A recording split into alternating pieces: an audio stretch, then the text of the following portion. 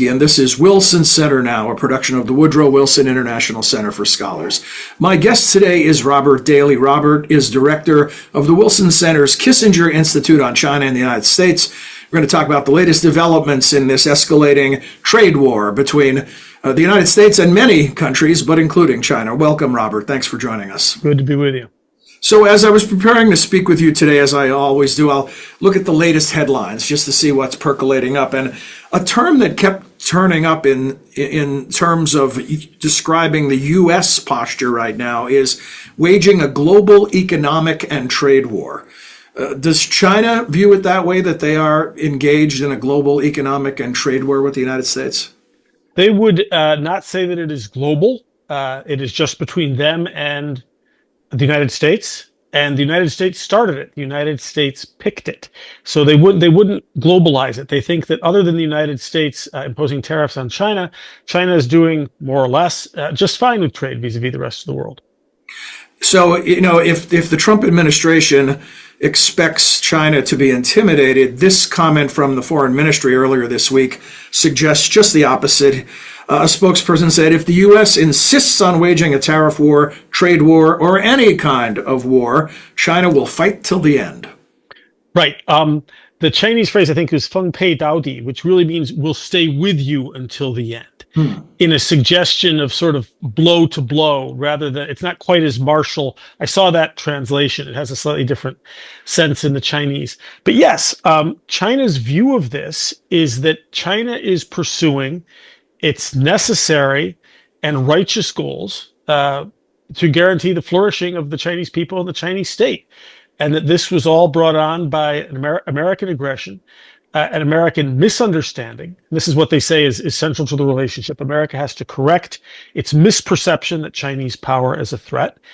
And China, furthermore, has been down this road with us before in the first administration and has been preparing for this new round. And so they're not surprised. They're not taken aback this time. And while they're in some ways pessimistic and they know that they are vulnerable, they're not really afraid this stage, I think, is a fair way to characterize it.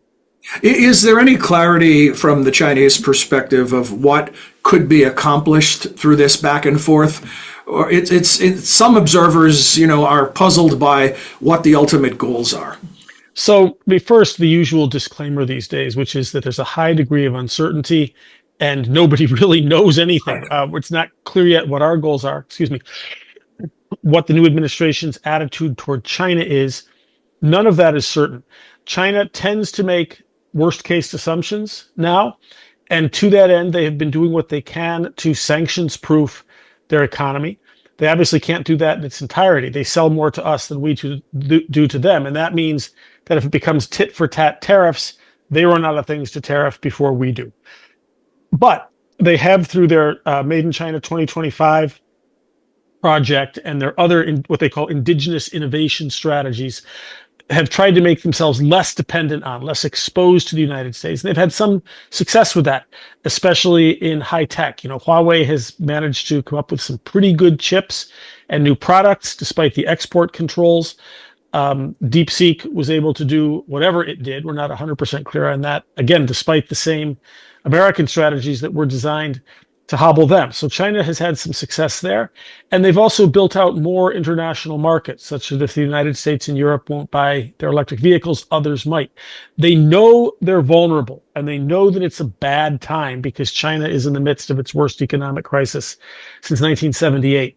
But they are not going to come cap in hand to the administration proposing deals as a supplicant. They will insist on absolute respect, and they've said repeatedly they will sit down and negotiate and discuss this as a necessary dialogue between equals. But they're not going to try to preempt this simply by pleasing the American president before the fact. You mentioned the uncertainty, and when I asked you the question, I knew there was no easy answer, but I thought I would ask anyway. With all the uncertainty, with all the volatility included, can we just focus on right now, for this next question, what we know about the implications of the tariffs that both countries have already put in place? Where will people see those, both in China and the United States, in the marketplace? Well, the Chinese assume that we will ratchet up incrementally, and that they haven't yet really been the object of intense attention from the Trump administration. And so for that reason, China wants to keep its powder dry, and its own tariffs that it has placed on the United States have been designed to warn the United States that they have weapons, but they're trying not to escalate because they hope that there may yet be a path to a preemptive deal, which gets them out of these cycles. However, they are hitting back, as you suggest, especially against the American heartland and against agricultural exporters, who they assume are supporters of President Trump's. So like Canada, they are looking to harm industries and areas that they think might effectively lobby President Trump. And they have also put in place bans on things like a growing number of critical minerals to remind us of how much more they could do, because we're so dependent on China for refined minerals and for medical precursors. So they have tools at their disposal, weapons from our point of view, that they didn't use the first time and didn't, but that they want us to know they're ready to use them now. So for now, they're still keeping their powder dry. There is talk of a birthday summit, President Trump's birthday, between Trump and Xi Jinping in June. We thought it might be in April, but now they're saying June, where there might be something that is called a deal, and China still is holding out some hope that they can do that to fend off what, from their point of view, are simply unrelenting attacks on China's ability to develop its economy. Robert, on the notion of keeping powder dry and not putting their worst hurt on the United States, if things were to escalate, where is the U.S. most vulnerable to China? So it's the areas that I've mentioned, of course. A lot of the rare earths that are necessary for high-tech manufacturing, including weapon systems and computers. Medical precursors, where we have, in the case of some important drugs, up to 90% or higher dependency on China. No China, no ibuprofen for the United States. Legacy computer chips, not the bleeding edge chips, but the chips in your refrigerator and your car are largely from China. And then, of course, a whole range of consumer products at Target, at Walmart, which have tended to keep prices down for Americans and are particularly valuable for lower income Americans. And then agriculture is another area, not where they will hurt us by cutting off exports, but by cutting off their imports from the United States. The National People's Congress has been meeting. The very ambitious growth target set, especially given the circumstances that you described earlier. What can you tell us about the news emanating from what is largely seen as a rubber stamp? I mean, an ambitious and entirely predictable growth target of around 5%, which is what they said they would hit and then claimed that they hit last year. And of course, this is a very old story. Be skeptical of these Chinese claims. They do not analyze their economy and try to accurately describe the growth rate at the end of the year. They predict it, which is to say they announce it at the beginning of the year, and then lo and behold, they hit their targets. And there are a wide range of estimates on this. There are American economists with a lot of experience in China who say, yeah, that's about right. These numbers are good. There are others equally experienced, but with different models, who say, no, it's 2% or it's 0%. So we just don't know where that number really is. And how far, the initial reports seem to suggest that Xi and company are not willing to do anything dramatic to boost consumption while they're attempting to deal with this deflationary spiral. Talk to us about that strategy. What is this sort of what appears to be a somewhat timid approach? It does. And most of the kinds of stimulus or the reforms that they've announced have been on the supply side. There have been some on the demand side, but they have been very shy of increasing the spending power of ordinary Chinese directly. Now, a couple of their measures could have an indirect impact, positive impact on income, but they're mostly looking at the supply side. They are letting local governments have new rights to issue bonds to spend in different ways. They are letting local governments buy up. You've heard about the Chinese ghost cities, all of this Yes. incompletely built or unsold Chinese real estate, which is one of the issues at the heart of China's slowdown. Now they are giving governments that can sell new bonds permission to use some of that revenue to buy up and finish these projects. So marrying the local government debt crisis to the real estate crisis. What they haven't been willing to do is to just give cash to consumers or do something major on the demand side. And the reason seems to be that President Xi, General Party Secretary Xi, really is convinced that that is welfarism, and that it would make people lazy to simply provide them with income. Now, this is odd for a socialist, you might note, and there are some ways in which Xi is an orthodox communist, Leninist socialist, and other ways in which he can sound like an American anti-welfare politician from the 80s or 90s, right? He does both of those. He does worry about welfarism, and he seems to be putting most of his eggs in the new industrial capacity basket, betting that China can use its leadership in green technologies, particularly solar, wind, lithium batteries, electric vehicles, and export its way out of its slump. Would you add AI to that list? Well, AI is not yet an exportable commodity. They're not making money off of that yet. But an area of focus for how China sees Absolutely. it. So the investment, if you look at where universities are building up curricula, admitting far more students to AI programs, AI engineers, they love the reputational boost that they got from DeepSeek, which seemed to produce an almost equal result to American large language models with far less investment. Now, the jury's still out on exactly how DeepSeek got to where it is and how much their current performance does depend on the earlier server and investment-driven breakthroughs that American AI had made. But still, it seemed to be a genuine sort of leapfrogging innovation. And of course, she would like to prolong that for as long as he possibly can. So yes, that's a major area of investment, as is education, as is high tech generally, but it's all on high tech manufacturing for China and for export. And again, not on the demand side. So he's not really taking on deflation yet. Another area of competition is pushback on China's growing dominance in the shipbuilding industry. And this began under President Biden and continues under President Trump. What are China's relative advantages in regards to shipbuilding? And how much of a threat can the U.S. in trying to play catch up pose to that dominance? Well, if you go back and look at China's Made in China 2025 plan, in which China defined a number of industries in which it wanted to be the global leader with 70% global market share by 2025. And a lot of those industries were in technology sectors, which would be developing the machinery, the infrastructure for the next phase of discovery and innovation. And many of them, too, were about transport, including shipping. And they have done it. And here, China's advantage has always been scale.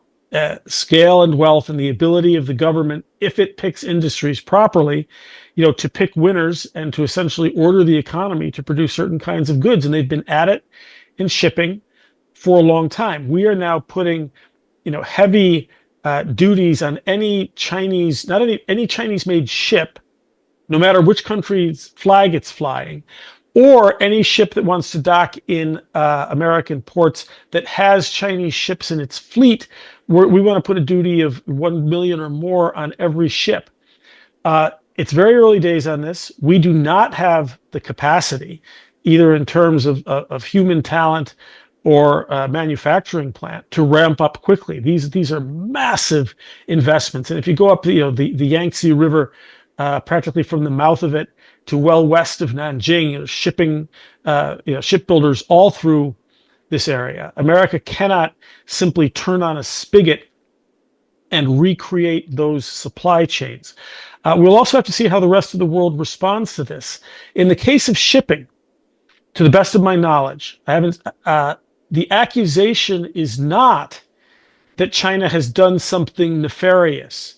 that China has stolen intellectual property or violated WTO agreements, or otherwise, other than subsidizing industries, which is, more or less its sovereign right.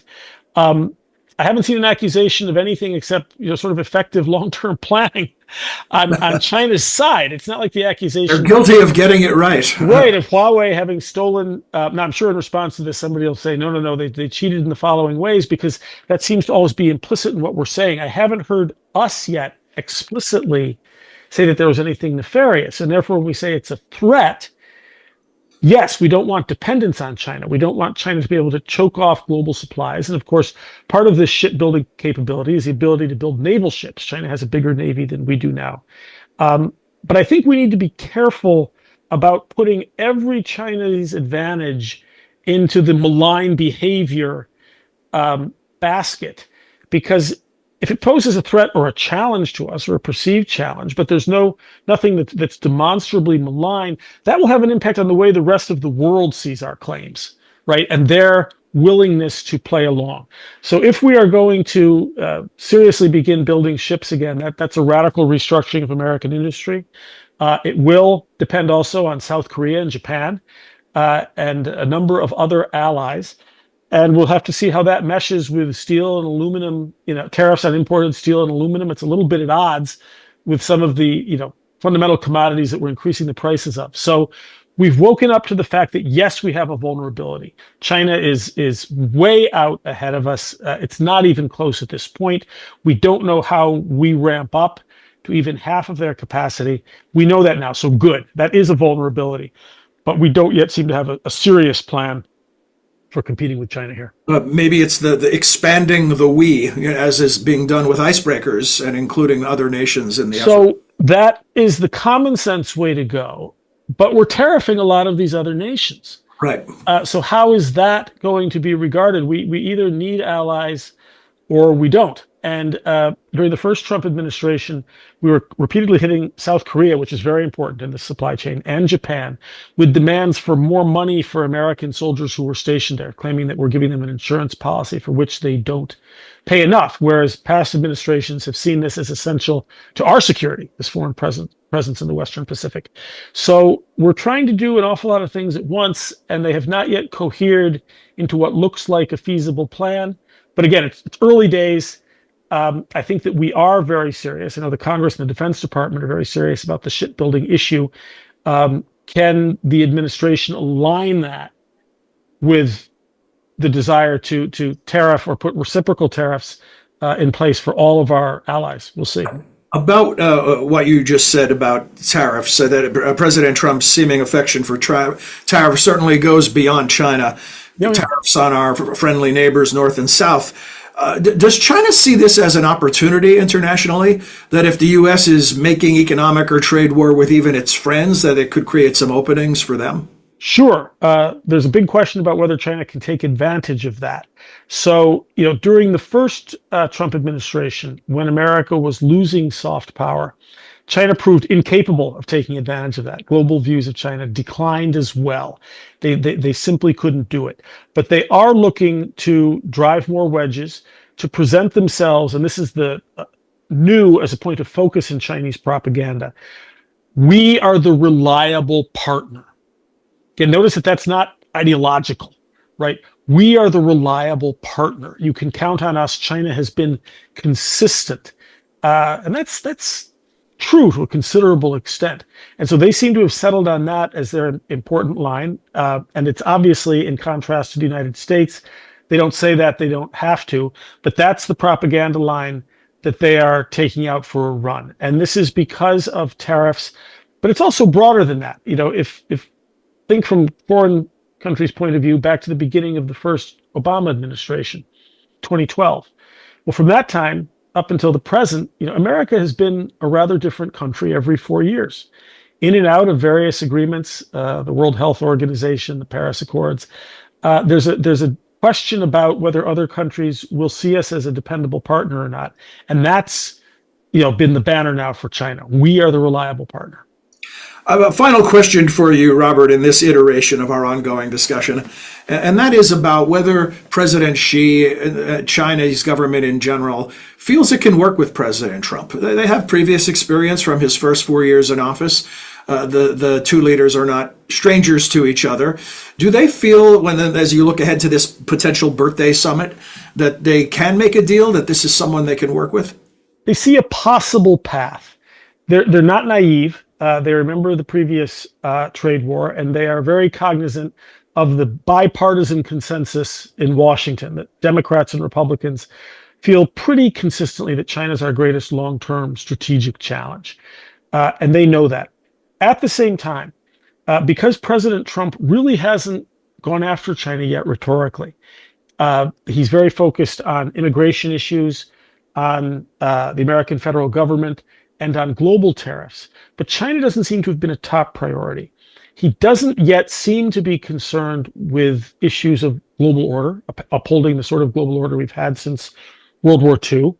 He is not as solicitous of allies' interests or desires as other presidents have been. He doesn't seem very concerned about Taiwan, and his concerns about China don't seem to be ideological. He also has Elon Musk in his administration, who has deep equities in China, and President Trump himself has spoken of a deal. So they're very comfortable with that, the transactional side. Again, they won't come cap in hand, but they'll try to put together what they hope is an attractive offer that will take China off of the front burner for the United States. As you mentioned, they have a big domestic agenda. They have to get their domestic economy in shape. It's hard to do that when they feel under assault, regular assault from the United States. So I would say that they are overall pessimistic, but they see a possible path to a deal. My own view is that a deal, if it can be reached, which is a big if, is unlikely to change anything fundamentally or to last very long. The United States and China are not in their current adversarial state because we've been overlooking an obviously available deal for the past 20 years. It's much deeper than that. It's historical, it's structural. We have incommensurate interests. So it's not clear what a deal does.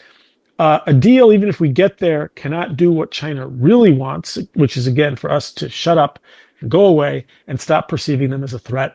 And we're just, we're not very good at shut up. Well, as you mentioned, this is so complicated, and we barely touched on Elon Musk's role and his relationship with China, which you just brought up, and so we'll table that for a future discussion. But Robert, thanks as always. It's, knowing you is like going to college, is what an old hockey announcer used to say to some of his interviewees. So thank you as always. Thank you.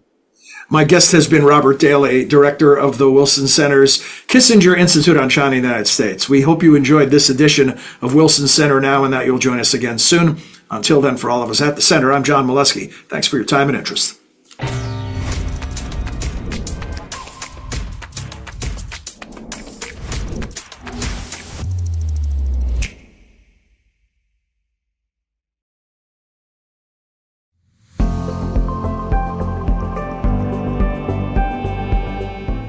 China right now is going to lay low. They have retaliated to the tariffs formally in that they have said that after a period of several weeks, they may put tariffs on American coal, on LNG, on truck parts, and some agricultural commodities. But it's actually just a holding pattern. China is still hoping that it can get some kind of preemptive deal such that not only will these 10% tariffs get walked back, but previous tariffs from the first trade war might get walked back. China would very much like to stabilize the relationship and cease what it sees as Americans' unrelenting attacks on China. And so it is going to keep its powder dry until it has explored the possibilities for doing that. China has not yet put these tariffs into effect. This is a shot across the bow to let the Trump administration know that China is far better prepared for a tit-for-tat trade war now than it was in 2018. It has strengths in its economy that it didn't have then. It has become the global leader in electronic vehicles, in wind, in solar, medical precursors, critical minerals, and it is prepared to defend itself on all of those fronts. It has listed several additional critical minerals that it might put export bans on, that it might deny to the United States if an agreement can't be reached. Because China exports more to the United States than it imports from the United States, China is more vulnerable than the United States is if we are going to have a tit-for-tat escalating trade war. China will run out of things to tariff coming in from the United States. But it also has other weapons at its disposal. It can deny us medical precursors. It can deny us rare earths. It can deny us legacy level chips of the sort that go into our washing machines and into our cars. China has also been doing what it can to sanctions proof its economy and to develop new markets, especially in the global south, such that if it can't sell to the United States or to Europe, it will sell there. China still has more to lose from a trade war than the United States does. But China is not going to do anything that would be seen by the Chinese people or by the world as going cap in hand to the United States, asking for it to lay off.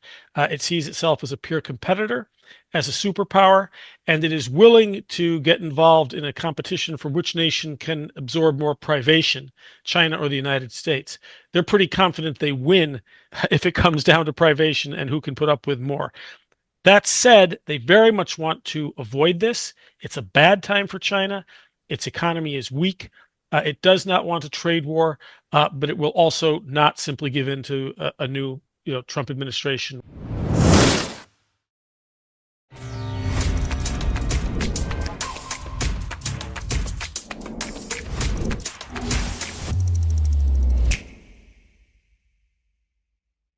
Hello, I'm John Molesky. Welcome to Wilson Center Now, a production of the Woodrow Wilson International Center for Scholars.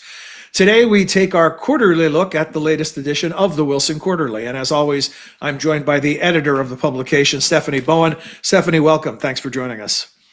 Thanks for having me. The current issue is titled In Search of Our Narratives, and the subtitle says, Notable public and private sector leaders share their thoughts on how to achieve a brighter global future. And one of those contributors, Robert Daly, director of the Wilson Center's Kissinger Institute on China and the United States, also joins us for the discussion. Robert, hello to you as well. Good to be with you.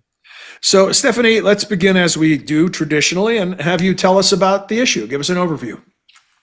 Sure. Well, the winter issue, we knew it would be coming out after a year of historic elections during a time when there was great transition both in the United States and elsewhere. And we really wanted to have an aspirational look at broad themes in foreign policy. So, we know the world is a little bit mired in disinformation and partisan politics, and we wanted to offer something different, something that could help guide us during times of transition.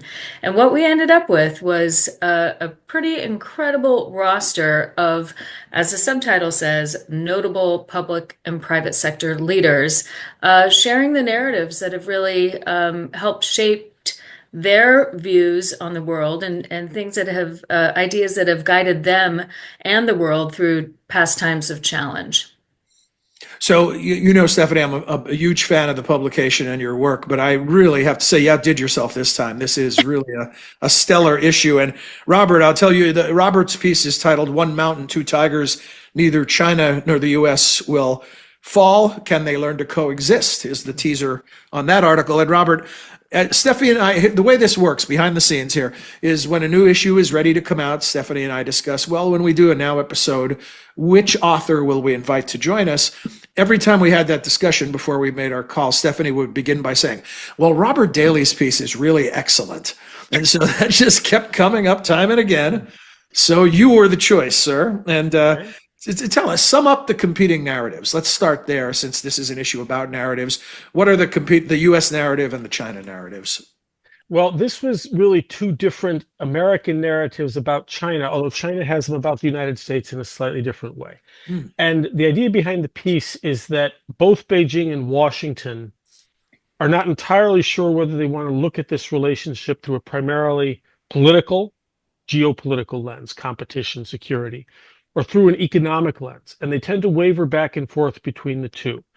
If you only consider the political interests of each side as they define them, and not yet critiquing whether they're right or wrong about their security interests, but as they're broadly defined, then you end up thinking we're headed for a bifurcated world, with both sides wanting different things for their own nations, for the global order such as it is, both countries wanting to be the tiger on the hill, wanting to be the primary nation shaping global order. Two very proud nations, nations that are unwilling to compromise, and that are currently building up blocs or allies for a competition with each other. It looks like a bifurcated world based on our sense of risk, our perception of risk. At the same time, as everyone knows, we remain economically deeply intertwined, despite the fact that both sides have been carrying out selective decoupling for a while. Both sides want to be less vulnerable to each other. But the fact is that through a purely economic lens or economic narrative, they remain fairly complementary and deeply integrated. Even after the trade war that began in the first Trump administration and that was deepened in many senses by the Biden administration, we continue to trade with and depend on each other. And the corporations, the markets who want to insist on economic prerogatives, economic narratives, want to wish away all these security concerns as unnecessary, as paranoid, as whatever it is, and to insist on the economic market prerogatives. And there's a struggle. Overall, over the past several years, security has been gaining an upper hand, but we're not willing to let go of the economic, because while we are worried about each other, we are wargaming each other, we are building up capabilities and blocks against a day where there might be conflict. In fact, conflict doesn't seem to be right around the corner. So we're still holding on to the economic. And so that was what most of the piece was about, was looking at that dichotomy and how it might play out. A longstanding narrative about China that China has used, Chinese leadership has used, is that too much freedom is a bad thing. It leads to chaos, and that too much individualism is another bad thing, that it leads now, a production of the Woodrow Wilson International Center for Scholars. Today, we take our quarterly look at the latest edition of the Wilson Quarterly. And as always, I'm joined by the editor of the publication, Stephanie Bowen. Stephanie, welcome. Thanks for joining us. Thanks for having me. The current issue is titled In Search of Our Narratives, and the subtitle says, Notable Public and Private Sector Leaders Share Their Thoughts on How to Achieve a Brighter Global Future. And one of those contributors, Robert Daly, director of the Wilson Center's Kissinger Institute on China and the United States, also joins us for the discussion. Robert, hello to you as well. Good to be with you. So, Stephanie, let's begin as we do traditionally and have you tell us about the issue. Give us an overview. Sure. Well, the winter issue, we knew it would be coming out after a year of historic elections, during a time when there was great transition, both in the United States and elsewhere. And we really wanted to have an aspirational look at broad themes in foreign policy. So, we know the world is a little bit mired in disinformation and partisan politics, and we wanted to offer something different, something that could help guide us during times of transition. And what we ended up with was a pretty incredible roster of, as the subtitle says, notable public and private sector leaders sharing the narratives that have really helped shape their views on the world and things that have ideas that have guided them and the world through past times of challenge. So, Stephanie, I'm a huge fan of the publication and your work, but I really have to say you outdid yourself this time. This is really a stellar issue. And Robert, I'll tell you that Robert's piece is titled One Mountain, Two Tigers. Neither China nor the U.S. will fall. Can they learn to coexist? Is the teaser on that article. And Robert, Stephanie and I, the way this works behind the scenes here is when a new issue is ready to come out, Stephanie and I discuss, well, when we do a Now episode, which author will we invite to join us? Every time we had that discussion before we made our call, Stephanie would begin by saying, well, Robert Daly's piece is really excellent. And so that just kept coming up time and again. So you were the choice, sir. And Tell us, sum up the competing narratives. Let's start there, since this is an issue about narratives. What are the U.S. narrative and the China narratives? Well, this was really two different American narratives about China, although China has them about the United States in a slightly different way. And the idea behind the piece is that both Beijing and Washington are not entirely sure whether they want to look at this relationship through a primarily political, geopolitical lens, competition, security, or through an economic lens. And they tend to waver back and forth between the two. If you only consider the political interests of each side as they define them, and not yet critiquing whether they're right or wrong about their security interests, but as they're broadly defined, then you end up thinking we're headed for a bifurcated world, with both sides wanting different things for their own nations, for the global order such as it is, both countries wanting to be the tiger on the hill, wanting to be the primary nation shaping global order. Two very proud nations, nations that are unwilling to compromise, and that are currently building up blocs or allies for a competition with each other. It looks like a bifurcated world based on our sense of risk, our perception of risk. At the same time, as everyone knows, we remain economically deeply intertwined, despite the fact that both sides have been carrying out selective decoupling for a while. Both sides want to be less vulnerable to each other.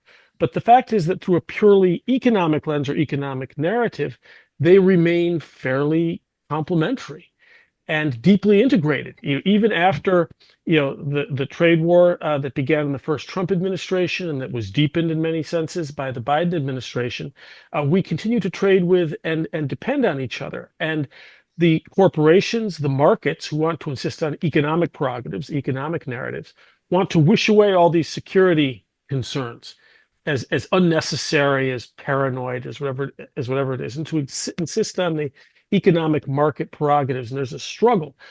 Overall, over the past several years, security has been gaining an upper hand, but we're not willing to let go of the economic, because while we are worried about each other, we are wargaming each other, we are building up capabilities and blocks against a day where there might be conflict. In fact, conflict doesn't seem to be right around the corner. So we're still holding on to the economic. And so that was what most of the piece was about, was looking at that dichotomy and how it might play out. A longstanding narrative about China that China has used, Chinese leadership has used, is that too much freedom is a bad thing. It leads to chaos, and that too much individualism is another bad thing, that it leads to an unwieldy, essentially, society that does not work. Conventional wisdom has said that in the era of global communication, instantaneous global communication and social media and all these things, that those types of notions would begin to break down and people would yearn for freedom the way Americans define freedom. You just came back from another of your trips to China. What can you tell us about that narrative, and whether it is losing any momentum or whether it's still strong among the Chinese populace?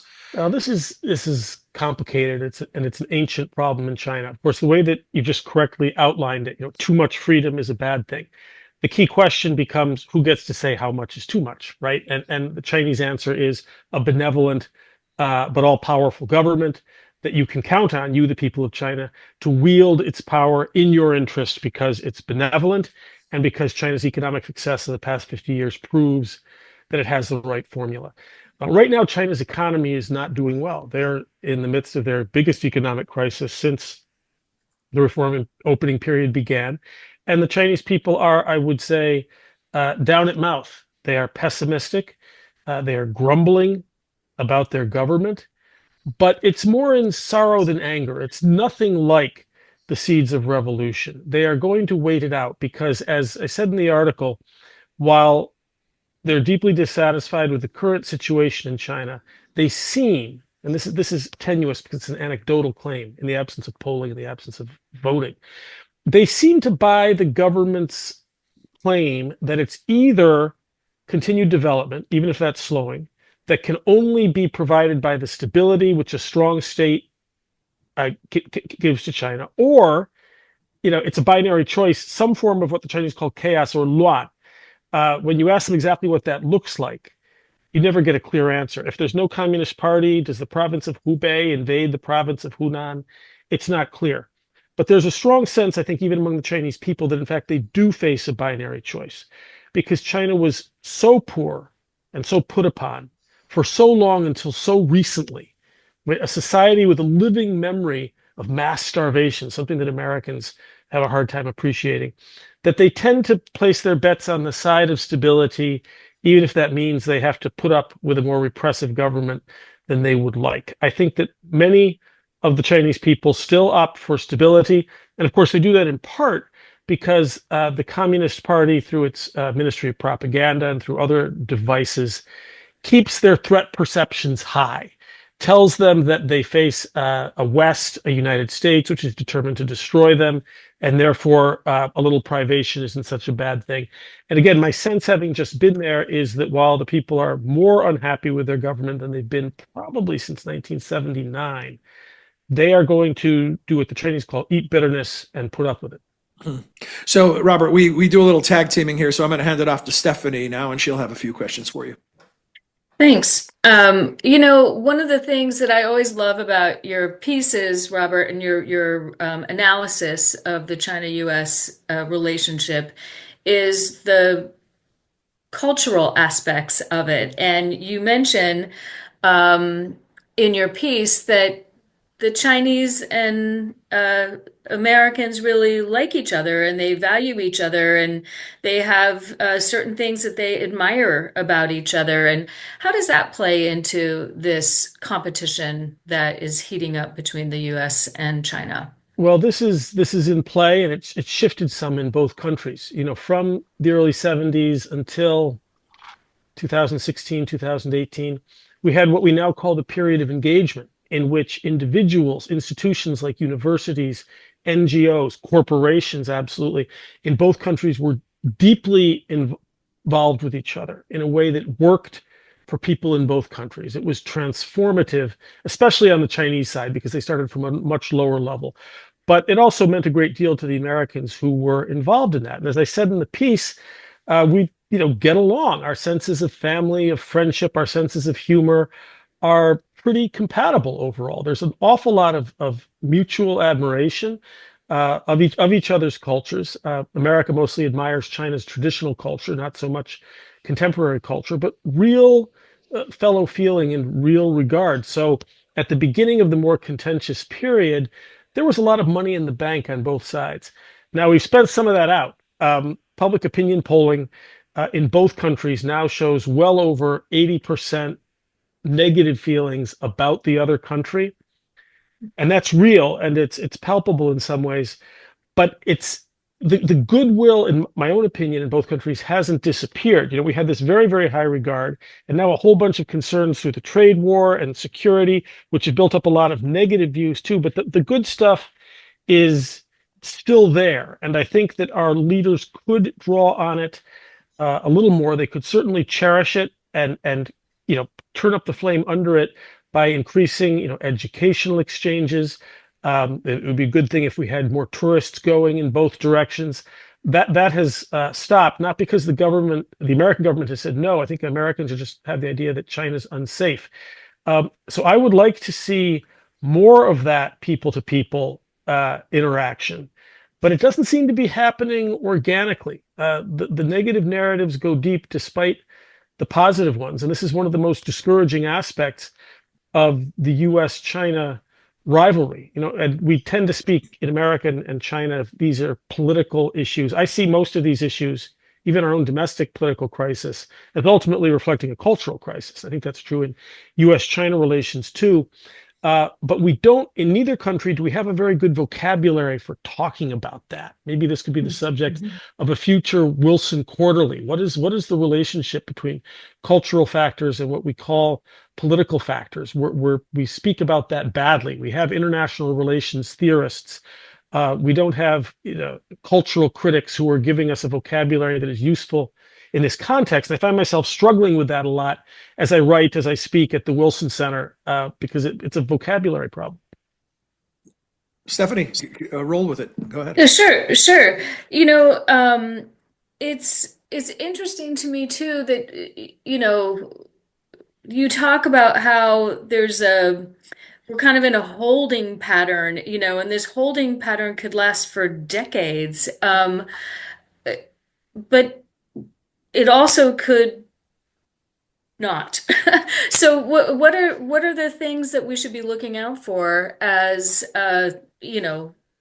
Well, I'm asking myself this question too. With the political shift here in the United States, and with only having a week of the new administration under our belt, it is a time to ask yourself what your assumptions.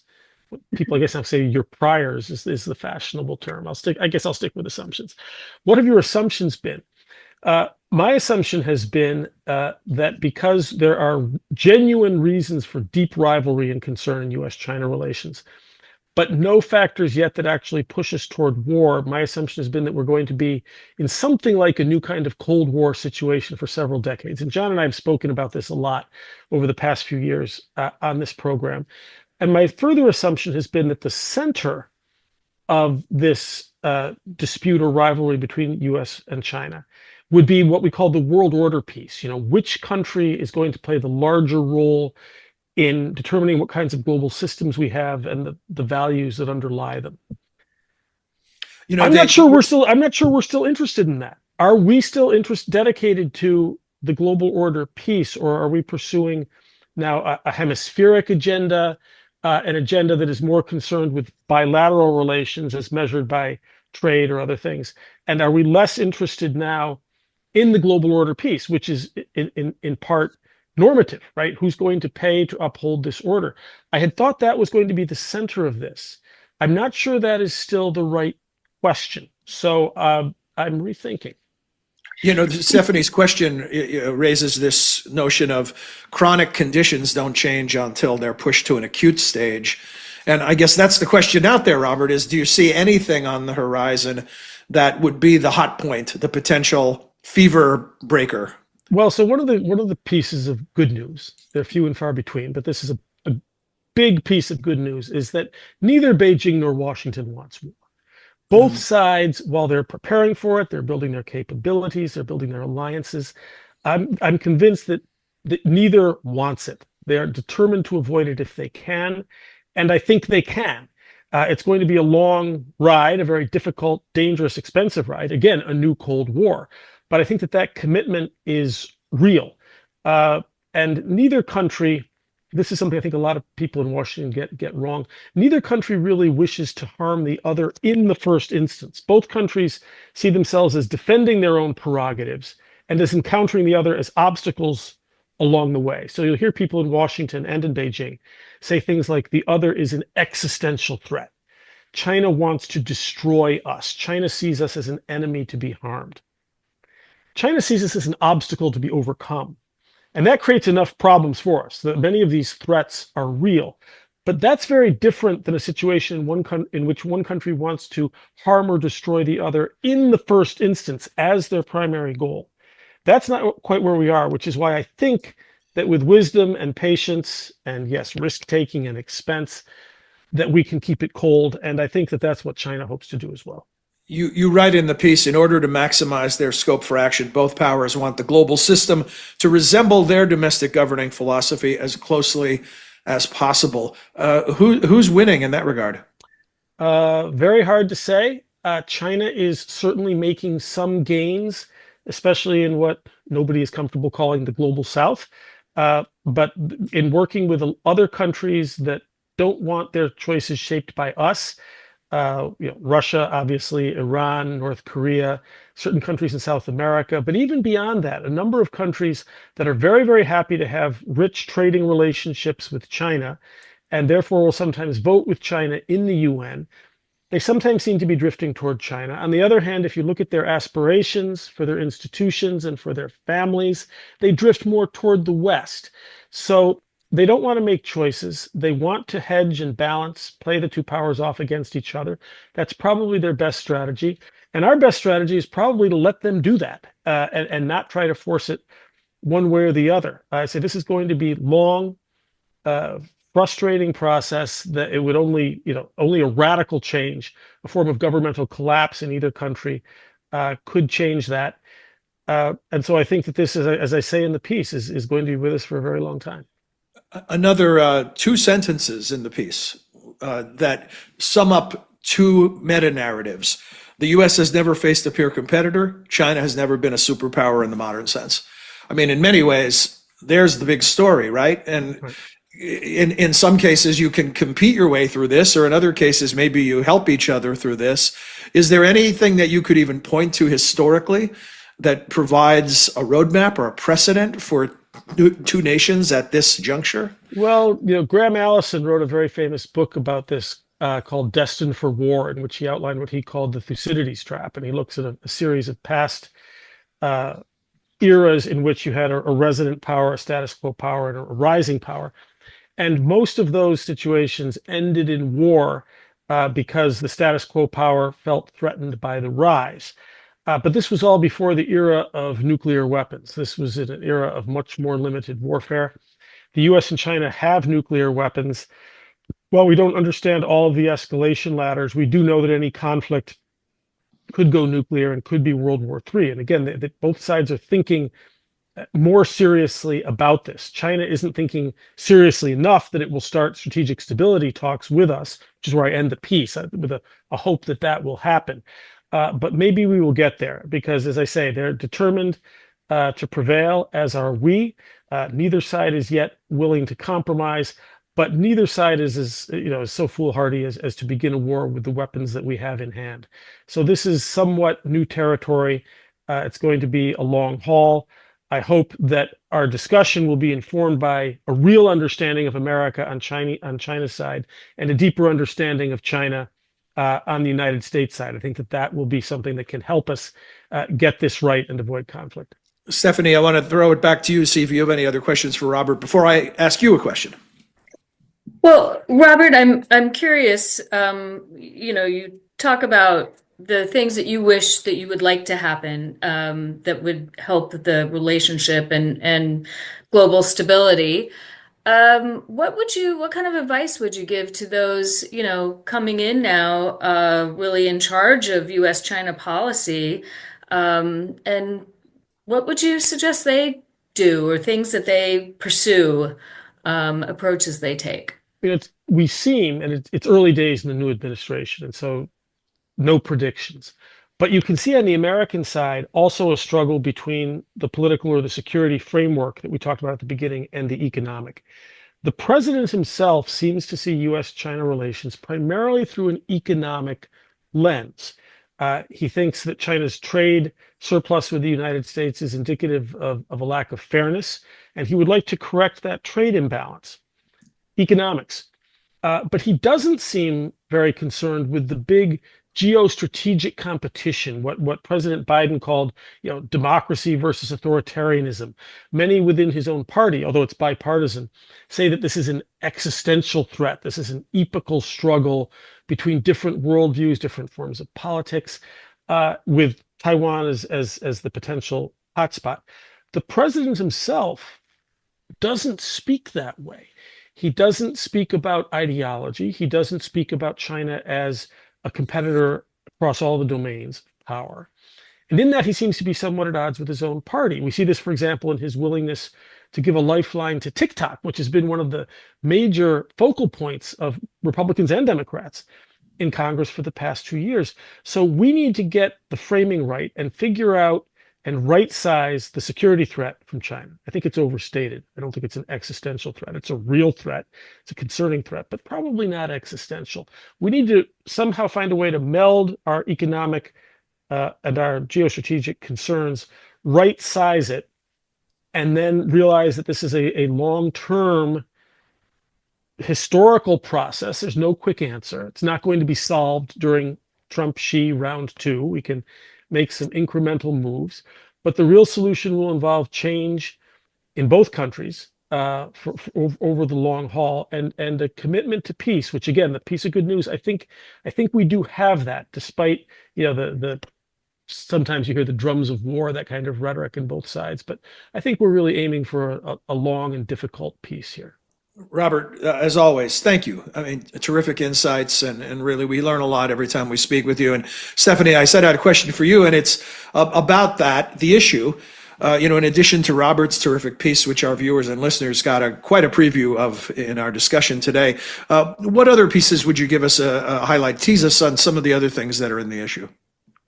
If you allow me, I will go through them all because this is quite a who's who list of contributors and ideas. We have Russian dissident and journalist Vladimir Kara-Murza, who reflects on Russia's history and the Russian people's desire to want democracy, to offer some advice to the West. We have tech innovator Corey Jaskalski, who reflects on the power of technology to connect and inspire, even while it does also bring some challenges. We have former Israeli ambassador to the U.S., Michael Oren, who writes about the ability to achieve peace in the Middle East and he looks at an overall U.S. foreign policy to bring some specific lessons in there. We have veteran New York Times reporter David Sanger, who's also a Wilson Center Fellow. He writes about the connection between a free and fair press and a thriving democracy. Noted human rights activist Natan Sharansky talks about how embedding human rights in foreign policy can strengthen democracies and really support freedom fighters while also upholding universal rights. And strengthen governments. Former World Bank President David Malpass lays out a vision for global prosperity that also highlights the need to address global inequality.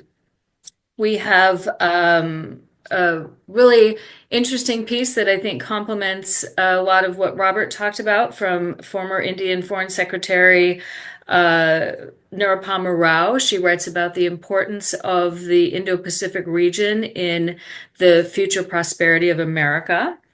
We have longtime champions, both inside and outside the National Endowment for Democracy, Frank Fahrenkopf and Ken Wallach. They reflect on Ronald Reagan's historic Westminster speech on democracy to make the case for promoting democracy. Our very own Mark Green writes about an American approach to foreign assistance that's based on his time as U.S. aid administrator, but it starts way back for when he taught in a Kenyan village. Tanzanian businessman Mo Dewey makes the case that Africa really needs to be on everyone's radar, and he gives a lot of examples of how different governments in the world can engage with the continent. Former Colombian President Ivan Duque talks about how an approach to the Americas as a whole will not only strengthen Latin America, but also strengthen the U.S. And Baroness Catherine Ashton talks about what it means to be European in a post-Brexit world. It really is quite a lineup. Thank you for letting me run through it all with my notes at hand. Sure. Robert, you were in great company on that table of contents. Great company. An honor to be in the magazine. No, thanks to both of you, and congratulations on the article and on the latest edition of the quarterly. I want to tell our viewers and listeners the other good news is it's absolutely free. If you come to wilsoncenter.org, you can find that resource and many, many others, all presented to you as a public service. We hope you enjoyed this edition of Wilson Center now, and that you'll join us again soon. Until then, for all of us at the Center, I'm John Molesky. Thanks for your time and interest.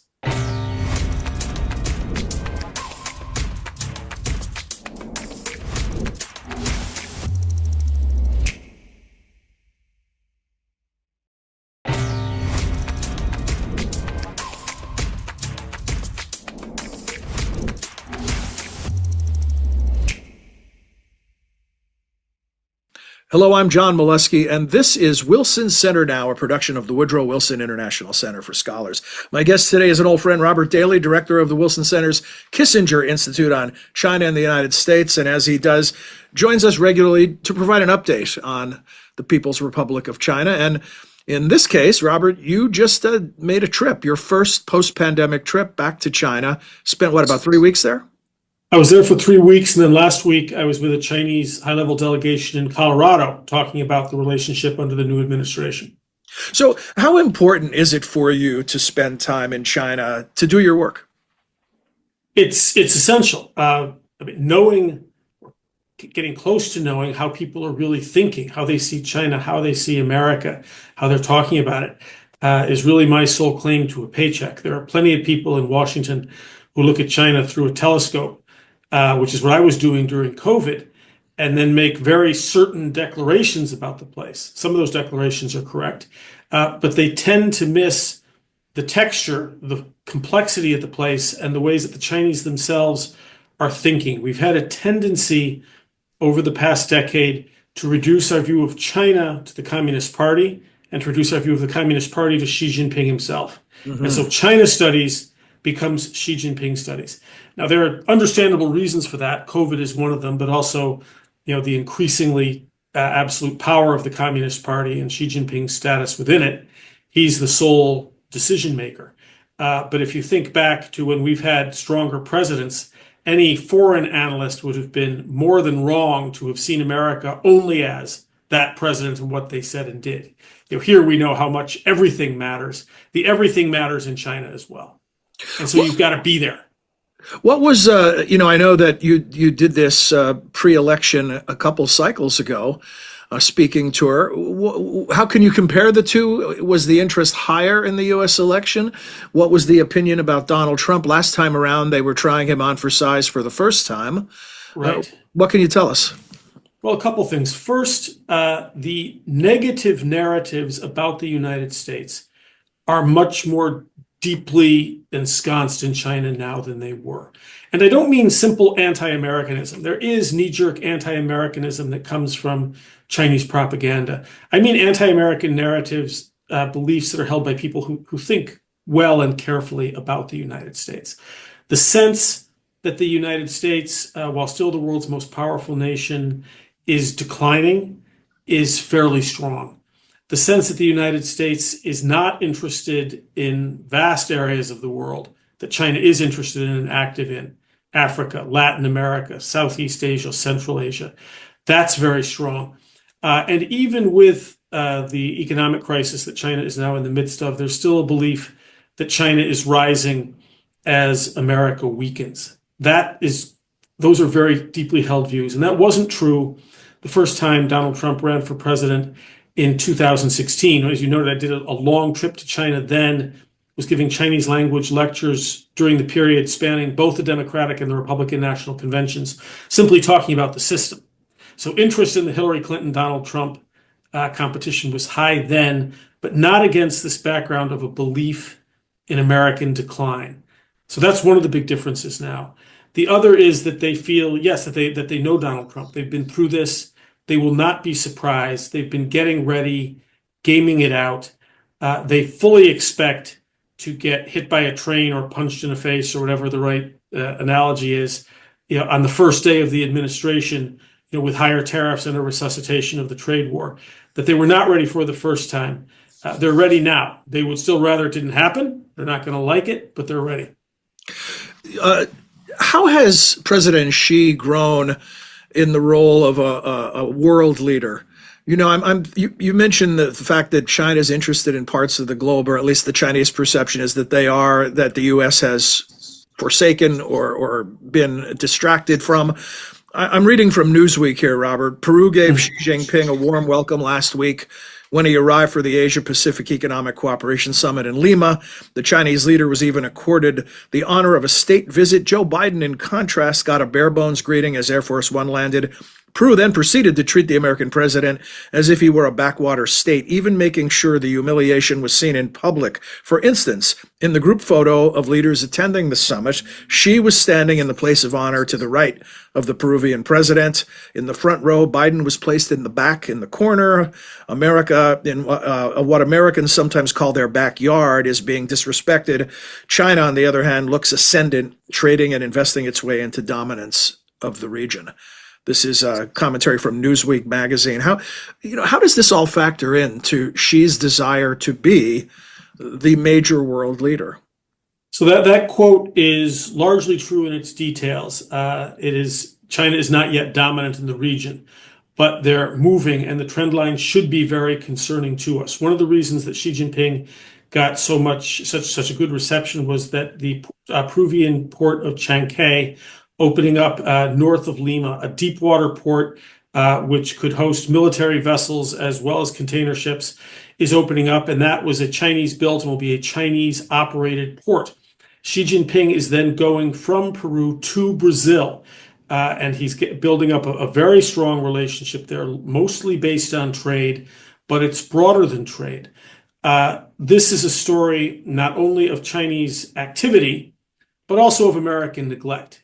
China can bring so much wealth, trade, investment, lending to these areas that it is going to be, it may well be ascendant if the United States continues to deal with the region, deal with Africa as it has. China has now explicitly said that it should be the leader of the global South.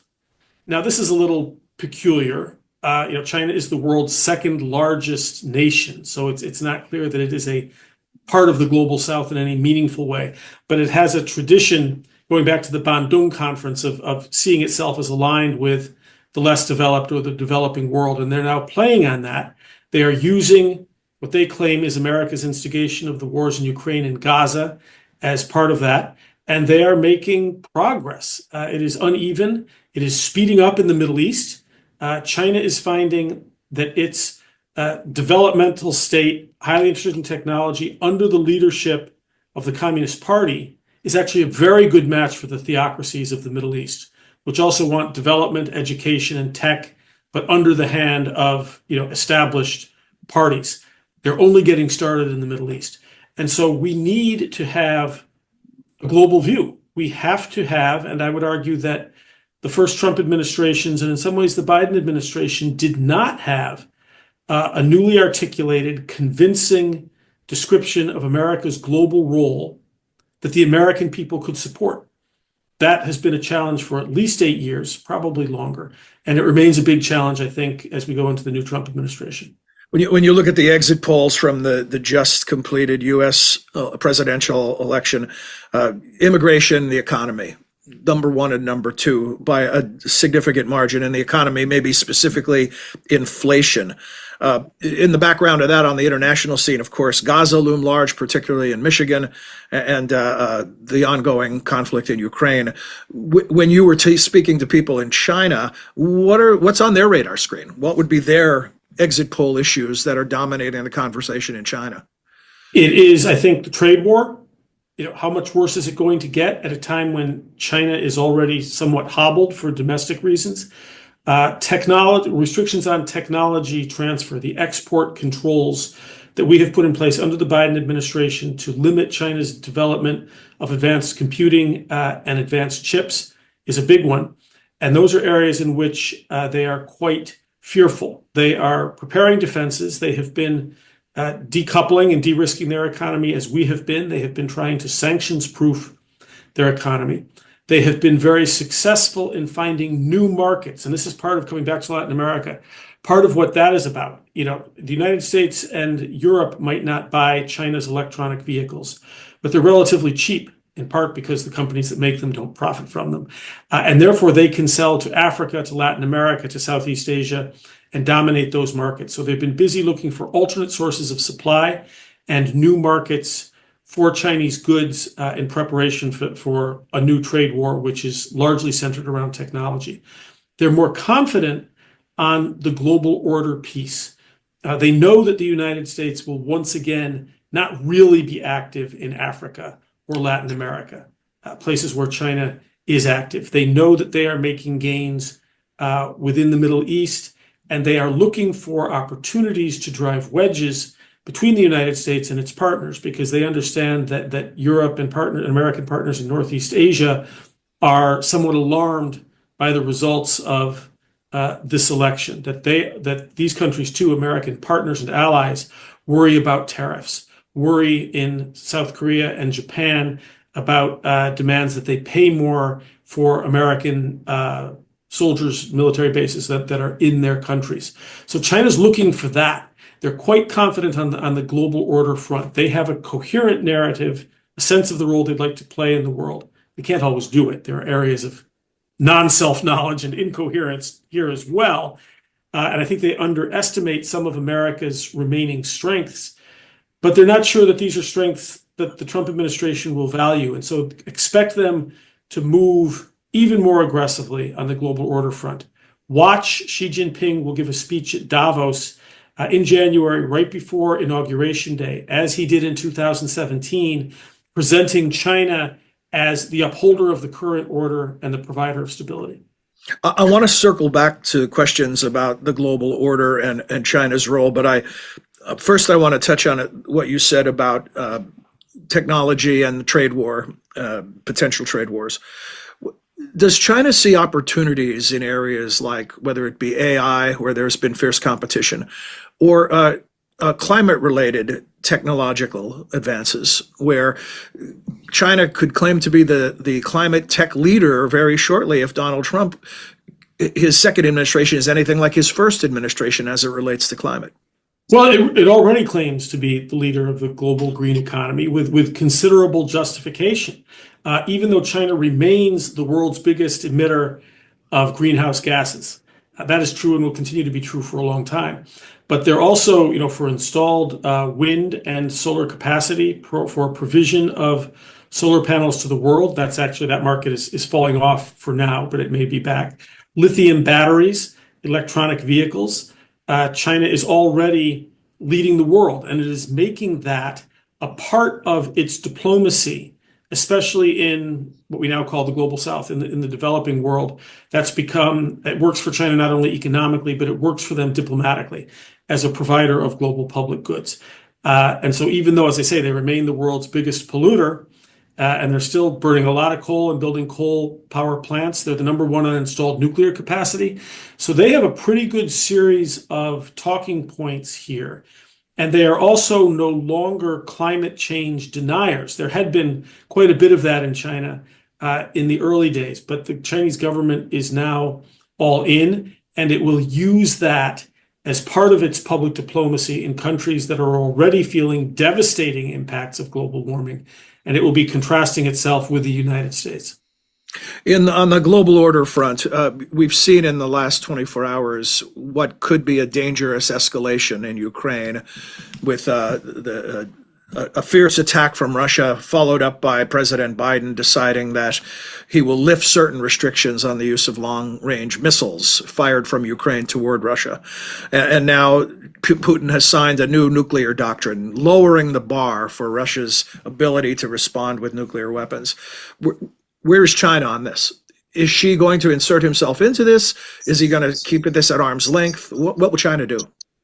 China will try to continue to have it both ways, to claim to be neutral and to claim to be a provider of peace, while in fact it is, as the Biden administration has said, an essential enabler of Russia through its purchases of Russian hydrocarbons and through its exports of drones and spare parts and processors to China. So China is not neutral, but it is able to play part of a neutral party and potential peacemaker fairly well, again, in the global south.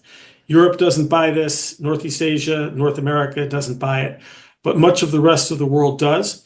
China is also understands that nuclear weapons are a growing part of U.S.-China relations and of great power competition. It makes a great deal, and I heard a lot about this when I was in China just recently, about China's no first use policy. And the United States does not have a no first use policy for good reasons, but for reasons that aren't immediately obvious to most people. Saying no first use policy seems like it would be sort of the default moral position. America, because of its extended deterrence and other policies, feels that it can't have a no first use policy. And so China, as the danger of nuclear weapons use, especially in Ukraine, goes up, is using that as one of its major talking points in public diplomacy around the world. So any involvement on the Middle East as far as the conflict? Will she attempt to be a peacemaker, or will he again try to have it both ways, as you put it? China is having it both ways. When China, within China, tells the story of what's happening in the Middle East, they tend to begin either with pictures of victims of the war in Gaza, civilians, or with footage of American aircraft carriers steaming toward the Eastern Mediterranean. And their claim is that, as in Ukraine, this war comes about as a result of American hegemony. And so they are hitting us very hard with that, and tying that to their lending through Belt and Road to get support for their position on votes in the United Nations, for example. But they don't get close enough. They don't pay any costs or take any risks, such that if and when there are peace talks, they will want to sweep in and play a major role in that. And if and when there is a rebuild of Ukraine or Gaza, they're going to be very interested to bring their world-beating capacity in concrete, in steel, and aluminum to these projects and to wear the hero hat there. But they remain, they retain that distance, and they're not a player in the week-to-week, month-to-month diplomacy in the Middle East, in part because that's very, very risky and they don't want to take those risks. Yeah, lining up a lot of style points that they may be able to cash in later. That's what it says. And that can work. Yeah. They are building up while working in some ways within the existing order and talking a lot about the importance of the United Nations as the center of a world order. The United Nations, not the United States. They are also trying to set up alternate orders, alternate mechanisms that will give options to countries which, like China, Russia, Iran, and a growing number of countries throughout the world, don't want their choices shaped as they see it by the United States and its allies. So, but they're doing that in a way that is sort of non-committal, all things to all people, and talking a big game on peace. So a final area I want to ask you about, Robert, for this discussion. Of course, we'll have others, because as you've reminded us, this is not a short-term story, right? This is going to go on for decades. Yes. No beginnings or endings, it's a continuum, right? But this is where we are today. And that area is a potential hotspot of Taiwan. And breaking news in the last 24 hours about pro-democracy, 45 pro-democracy leaders sentenced to as much as 10 years for their participation in an unofficial primary some months ago. In Hong Kong. In Hong Kong, right. Where do we stand on Taiwan and China and the U.S.? So regarding these new convictions in Hong Kong, these will only strengthen Taiwanese opposition to the offer that Beijing makes, which is one country, two systems. That's the country it makes to Taiwan. That is the offer it made to Hong Kong. That now has no purchase in Taiwan, even among the more moderate Kuomintang party. There is some anxiety in Taiwan as we head into the new administration on a couple of fronts. One is that President Trump has said that the Taiwanese company TSMC, Taiwan Semiconductor, which is the world's leading, practically only maker of leading edge chips, President Trump has said that TSMC stole that industry from the United States, which isn't true, but which they see as a potential threat. There is also concern that while there are many fierce defenders of Taiwan and its ongoing de facto independence in the Republican Party and even in the new Trump administration, the president himself isn't necessarily among them. And this was true in the first Trump administration as well, that the president, was often put the brakes on some more hawkish members of his administration that wanted to go further in drawing closer to Taiwan and creating distance from Beijing. Trump would say, no, the game is actually China, in dollar terms, certainly, and in power terms, not Taiwan. Now, that attitude of President Trump's has both encouraging and somewhat worrisome trends, depending on how things break down. I mean, he's not going to agitate on Taiwan, but Taiwan is also not sure that he won't make a deal that includes some diminishment of American support for them. And so this remains a big question mark. And this is a question about the administration generally. when you have sort of a MAGA, somewhat isolationist America First impulse from the president, but you have a Republican Party and many strong supporters within that party of the president who remain American primacists, who want America to be the most important country in maintaining a global order that is an evolution of the one we set up after World War II. How do those two different instincts play out? And Robert, where do you place President-elect Trump's nominee for Secretary of State, Marco Rubio, in that equation? He's been a very vocal China critic. Yes, but he's also an American primacist, and I think and a believer in a strong American global role. There's no contradiction between being a strong, critic of China and being a primacist. The question is, will there be a contradiction between being a primacist, which means cherishing and building alliances, providing global public goods, exercising global leadership, sometimes at a cost to America? Is there going to be any friction between that branch of American foreign policy and the Republican Party and what the president wants to do? And we don't know the answer to that yet. Well, as the answers emerge, we'll talk about it again. Robert, as always, thank you. Thank you. We hope you enjoyed this edition of Wilson Center now and that you'll join us again soon. Until then, for all of us at the Center, I'm John Molesky. Thank you for your time and your interest.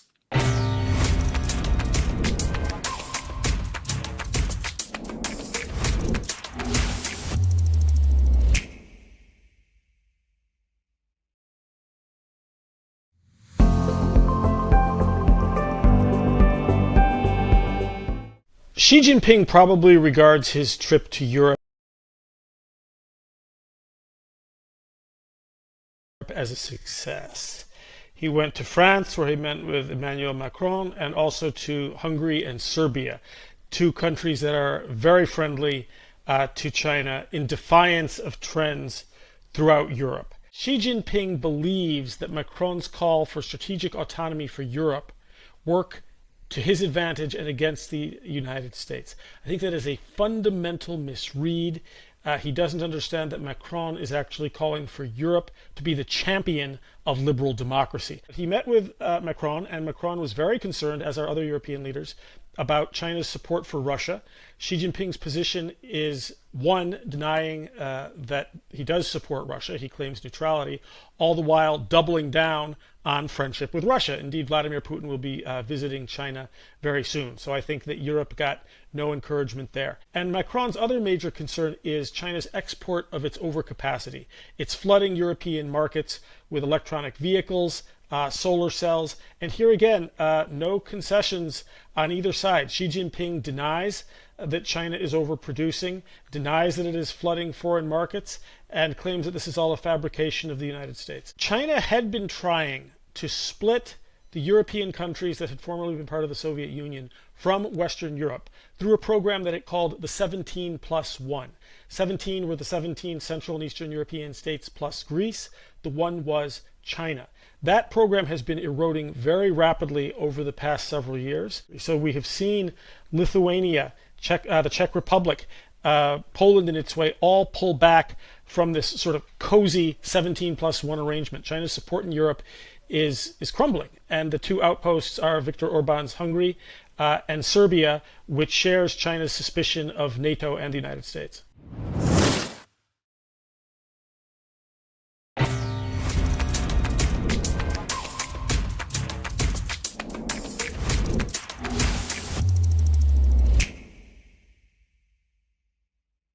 Hello, I'm John Molesky. Welcome back to another episode of Wilson Center Now, a production of the Woodrow Wilson International Center for Scholars. My guest today is Robert Daly. Robert is director of the Wilson Center's Kissinger Institute on the China and the United States. And of course, we'll be talking about China. Robert, always a pleasure to have you with us. Thanks for joining us. Good to be back. So let's begin with the most recent news, which is Secretary Blinken's trip to China, met with President Xi, went to a record store. He's a bit of a musician and a music fan, and the coverage in China, humanized him is how it was put by many media outlets. A very positive encounter. Tell us about the trip and if there was any impact from it beyond symbolism.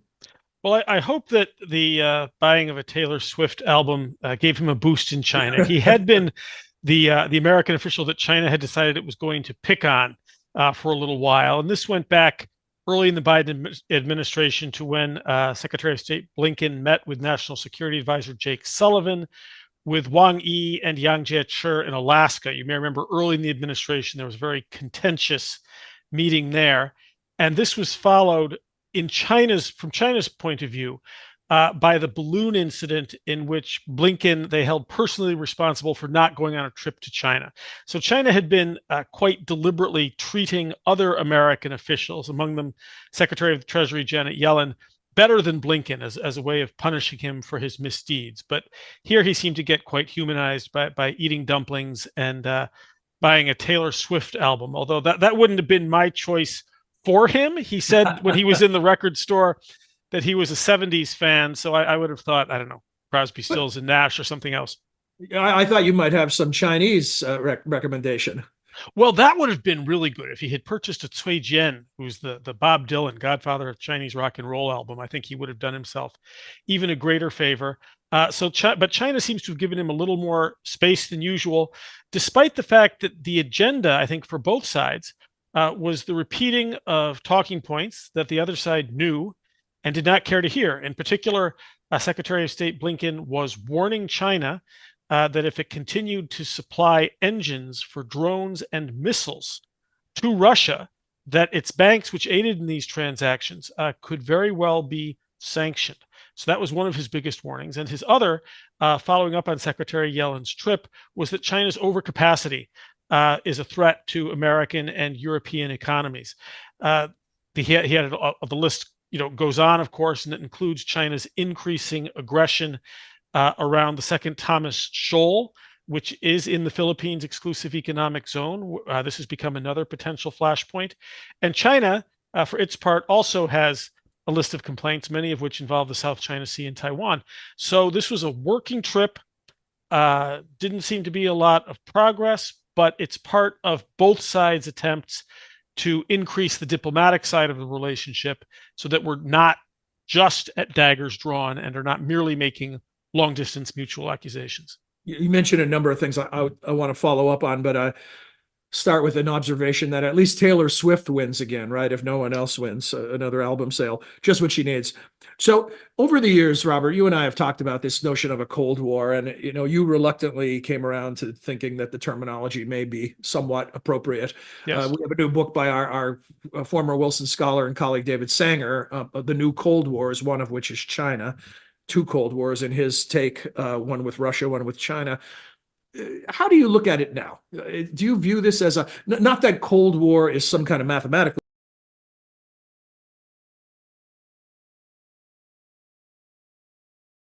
Kissinger?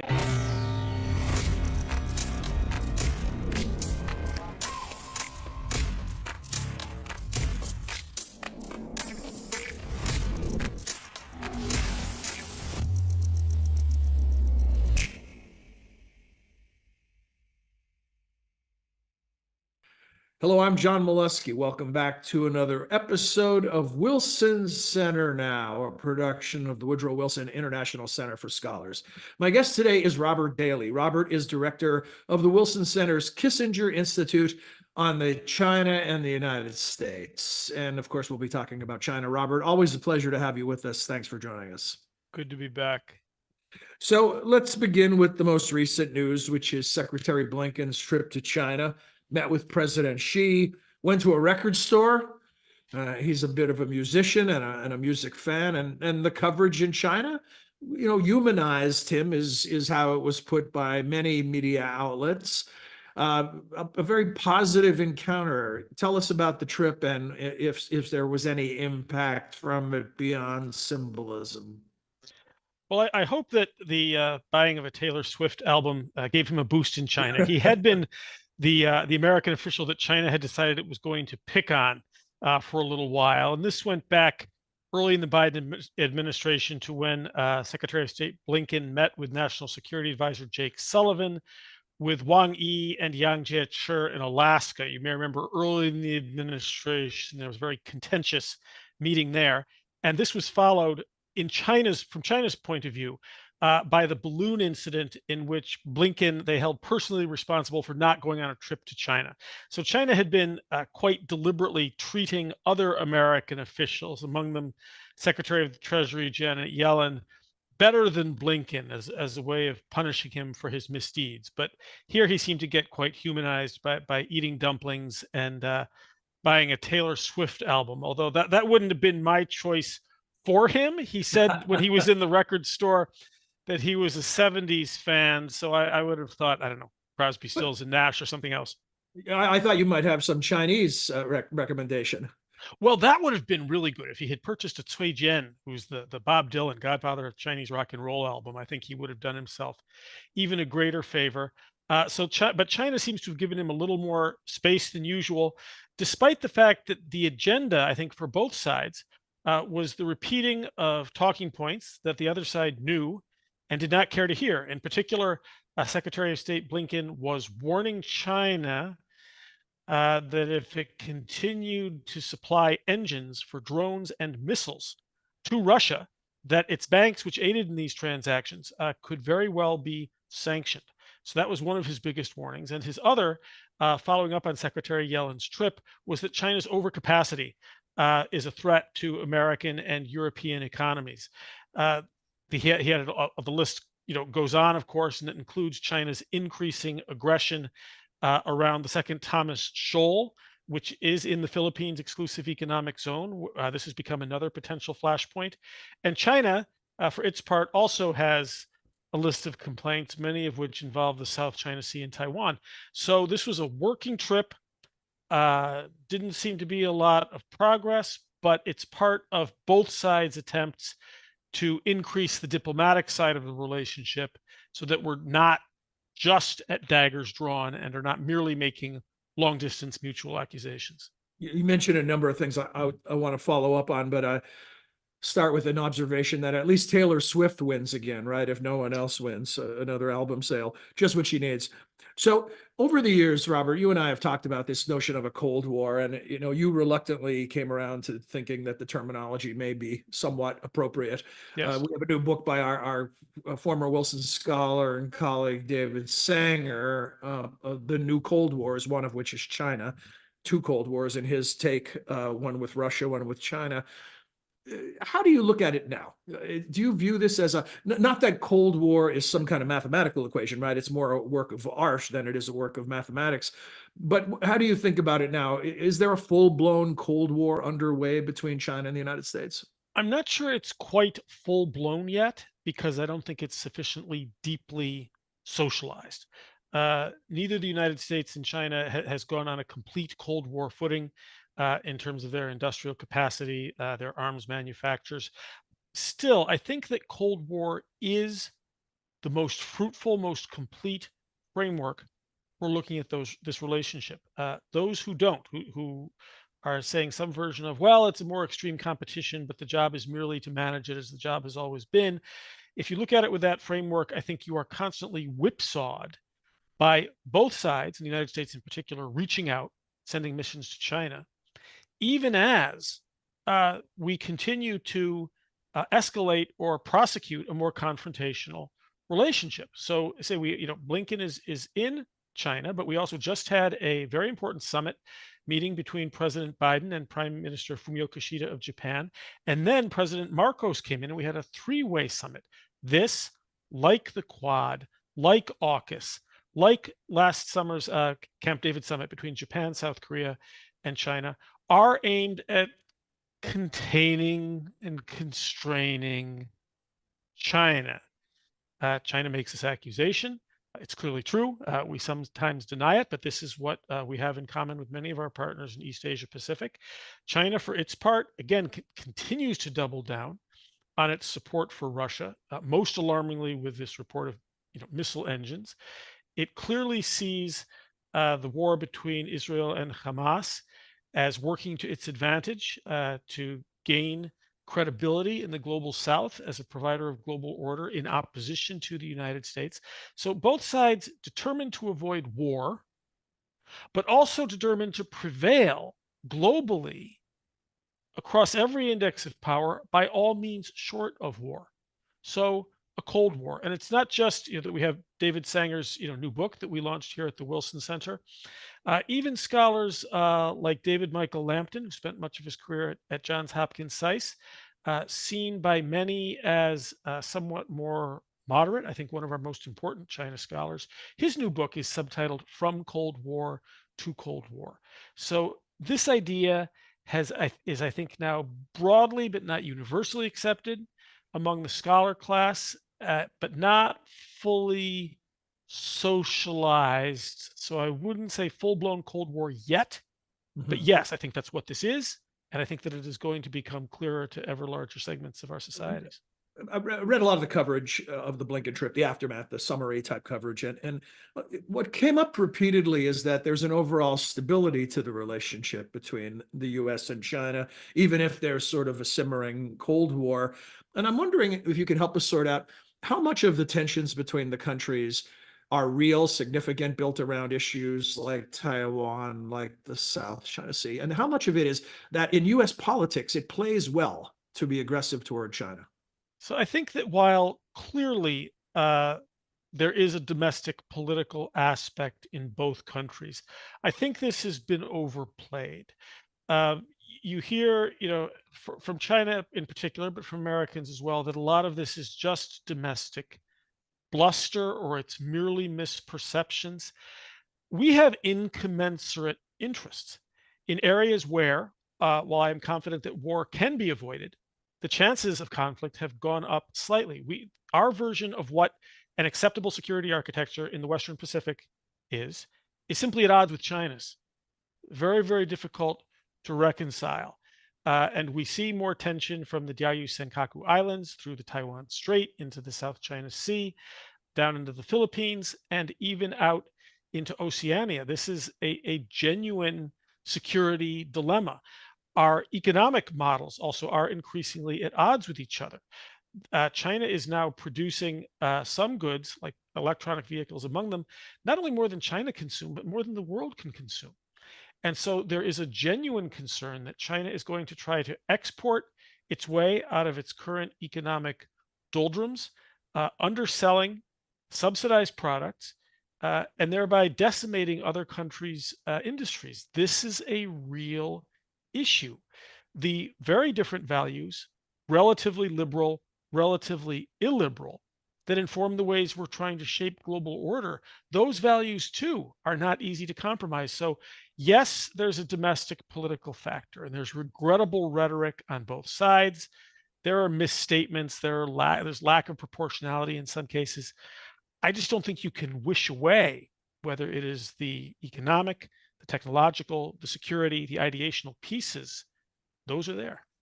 On the security front, data security looms large, and whether it be TikTok or Tesla, tensions rising in that realm. Talk to us about that. Well, there are different aspects to security concerns. TikTok has been effectively banned. We have said that China has up to a year with a little grace period to sell TikTok. I should say ByteDance has up to a year to sell it to a non-Chinese owner. China has said that it will not do that. It will not give in to blackmail and what they see as a blatant attempt to strip China of one of its most successful assets. And that means it's a ban. But the security, there are two concerns about TikTok. The first has to do with security and China capturing American data. It's not quite clear how that constitutes a security threat in the long term, given the kinds of data one gets from TikTok. But we also know that bundlers are gathering and selling data to various and sundry, including China, anyway. So it's not clear that TikTok greatly increases that danger. The second danger with TikTok is the propaganda piece, that either through pushing forward material that is pro-China or keeping off material that is critical of China, China can use TikTok over time to shape American views as it would like to do. The Tesla piece, electronic vehicles, there's a different concern, which is that these cars, which are software on wheels for China, BYD, think of it as Huawei with an accelerator, right? There you could really gather much more critical data about who is going where, when, and you could even potentially interfere with those systems in the cars. China's also worried about this, which is why on the trip, Elon Musk's trip this week, he had to agree to work with Baidu, which is a Chinese internet company, to have them run the key digital part of Tesla's electronic vehicles in China. Could we do something like that here? Maybe, although I suspect that anti-China sentiment is so strong that we won't let China's EVs in under any circumstances. Another potential flashpoint continues to be the South China Sea. It almost plays out like white noise simmering in the background for decades. Admiral John Lung Aquilino, one of those great military names, the commander of U.S. forces in the Indo-Pacific, stepping down this week in a change of command. He said recently, he accused China of using the boiling frog strategy, right? Gradually increasing the temperature until it reaches a boiling point when it's too late. The frog doesn't know it. He would say, in this case, the rest of the world doesn't realize the risk. And he said China's getting more aggressive. They're getting more bold. It's getting more dangerous. Talk to us a bit about the South China Sea and the prospects for a Cold War turning hot in that regard. Well, first, this is a slander against frogs. It actually isn't true that frogs stay in the pot while they boil to death. Frogs get out of the pot. Lemmings don't follow each other off a cliff. Lemmings don't go jump off cliffs. While we're at it. And frogs really don't see an interest in letting themselves boil. So yes, China is gradualist. China is patient. But I think that the alarm bells really rang on this boiling frog approach back in 2016. It was really that. It was when China built man-made islands, militarized them, and then the Permanent Court of Arbitration in The Hague said that China had no claims in the area under the UN Convention on the Law of the Sea. China ignored that finding, and the rest of the world proceeded to do nothing. I think that series of events in 2016, more than any other, was what changed Washington's mind and help more people to realize that a relationship that had been based on engagement was now fundamentally contentious. So I think we're very awake to this one. This is why the Philippines, post Duterte, has led America into a growing number of bases, using Philippines bases rotationally. They're warming up even to Japan. So I know what Aquilino was warning about, but I think that we are awake to this. And we've been very clear that any Chinese action on the second Thomas Shoal would invoke our defense treaty with the Philippines. So I think we're a little more alert than that. Independent of U.S.-China relations, what is Ukraine doing to China's and China's position on Ukraine? What is that doing to China's global standing? It's doing several things simultaneously. One, we should note that China continues to double down on support for Russia. Various forms of material support, rhetorical support. Vladimir Putin will soon be visiting Beijing. So even though I still think that China probably didn't want and didn't anticipate this war, they are still not willing to let Russia fail because they see it as the essential partner in their competition with the United States. So they continue to double down. And the big cost that they've paid for that has been in Europe, where there was already increasing skepticism about China before the invasion of Ukraine, but a residual sense that maybe Europe did need a investment treaty, free trade agreements. There's a lot of concern about holding on to their commercial relationship with China, especially in Germany. That's really been hurt. China's suffered a big blow that way.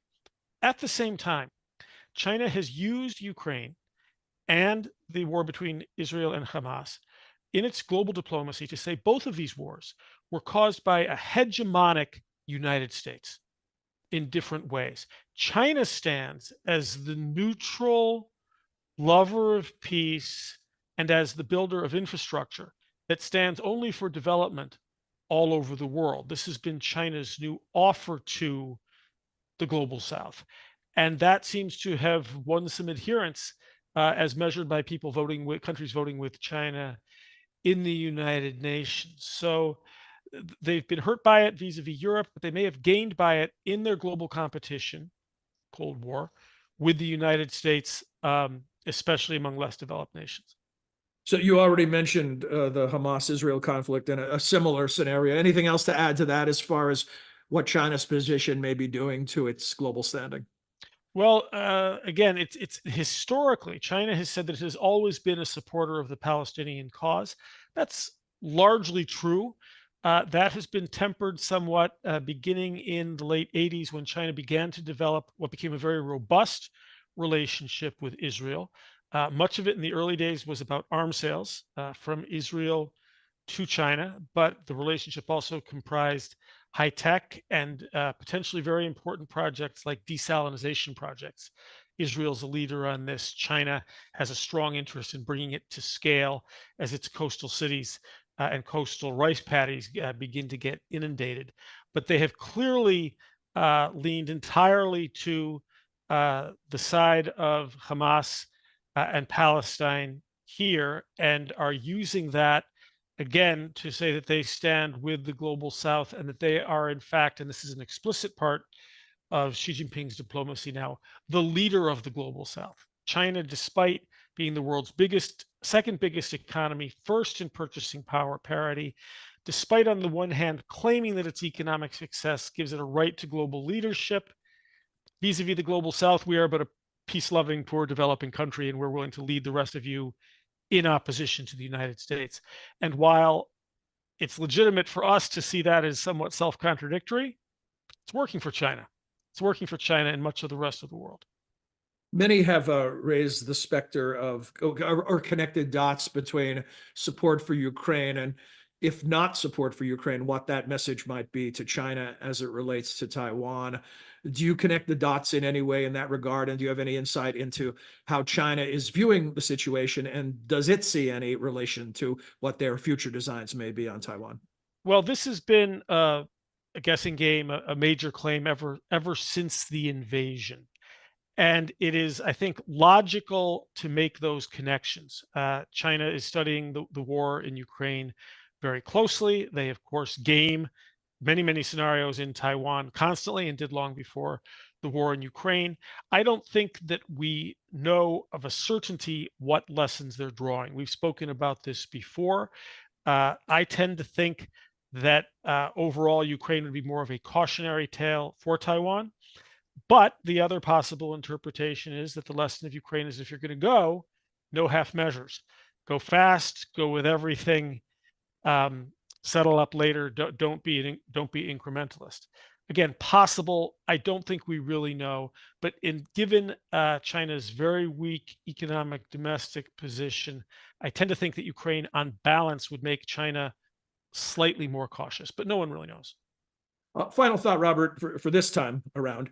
As you look at the calendar and anticipate things that may be happening around the globe that are scheduled, what are the prospects in the near term for either additional conflict or additional cooperation between the U.S. and China? Or are we in some sort of a holding pattern until things are resolved in Ukraine and in Gaza? Well, and in the United States presidential election. And in the I presidential think election. that I think is the biggest waiting game here. Both Ukraine, the Middle East could, to some degree, be protracted or frozen conflicts. It's unlikely that they'll be wrapped up by the presidential election. And China, I think, is going to wait and see who prevails in November. They are studying, both second administrations quite closely, and they'll be ready for either outcome, but they will play it very differently. And this is something I think we could revisit come December or late November. Yeah, sure thing. And I look forward to that.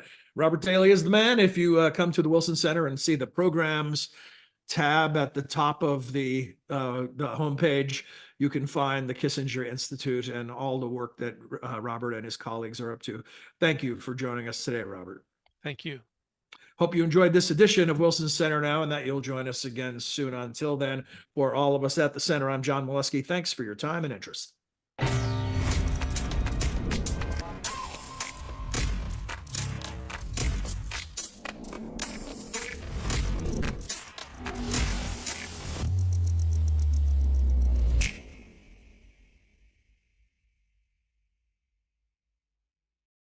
But mostly what we wanted to do was to explain the outcome of a huge global shock, which was that we got the end of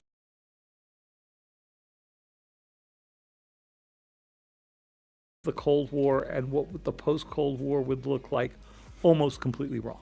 That we went into it assuming that China was so invested in its economic relationship with the United States, that Russia was so dependent on its sale of gas and oil, that they would never upend the apple cart by challenging the Western system and going directly against the United States and its allies. What we found as we went around the world was a lot of what I'll call nervous energy. Capitals are watching what is going on in Beijing. They're watching the balance of power as it shifts toward and away from Moscow. They're looking at how Washington is handling this. And they're making their bets accordingly, or they're hedging their bets accordingly. And because they're not all interpreting the signals from these three major power capitals the same, it has made for some truly fascinating interactions. Everything about the new Cold Wars is not only more complex, but significantly more unpredictable. We don't have as good an ability as we had 40 years ago to say if we do X, the result is almost certainly going to be Y. The sub-theme of this book truly, for me, was the limits of American power, even in the midst of kind of a hegemonic hyperpower era. And the question it, I think, should engender to everybody else is, okay, this is a book about failed assumptions. In 10 years, what's the book that we're going to write about our failed assumptions now? And can we get ahead of those?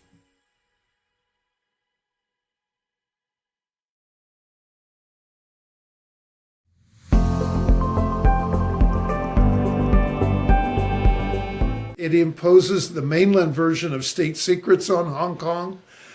It imposes a lot of restrictions on foreign interference and foreign organizations. The practical consequence of that is that the media will now be monitored carefully on whether it's digging into so-called state secrets, and it's the mainland term being used. It's focused a lot on what NGOs might do, organizations. It even talks about people who make arguments under the guise of fighting for human rights or monitoring human rights. So this word "guise" is in the consultation about the document is kind of dismissing that kind of activity. It speaks again in the consultation before presenting the document as so-called NGOs. So it's really expanding the target of the security agenda, very much in line with the mainland China's version. Traditionally, Hong Kong had a very vigorous press, and the journalists would interview officials and talk to academics and experts and try to dig in and predict what the government's trying to do, and then have people talk critically about it.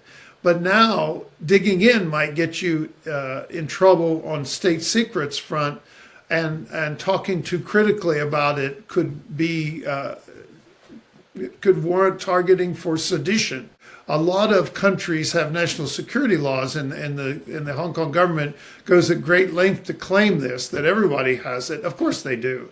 But usually national security is concerned with what foreign governments or maybe terrorist organizations or something might do in your country. But this one is very broad in its sweep.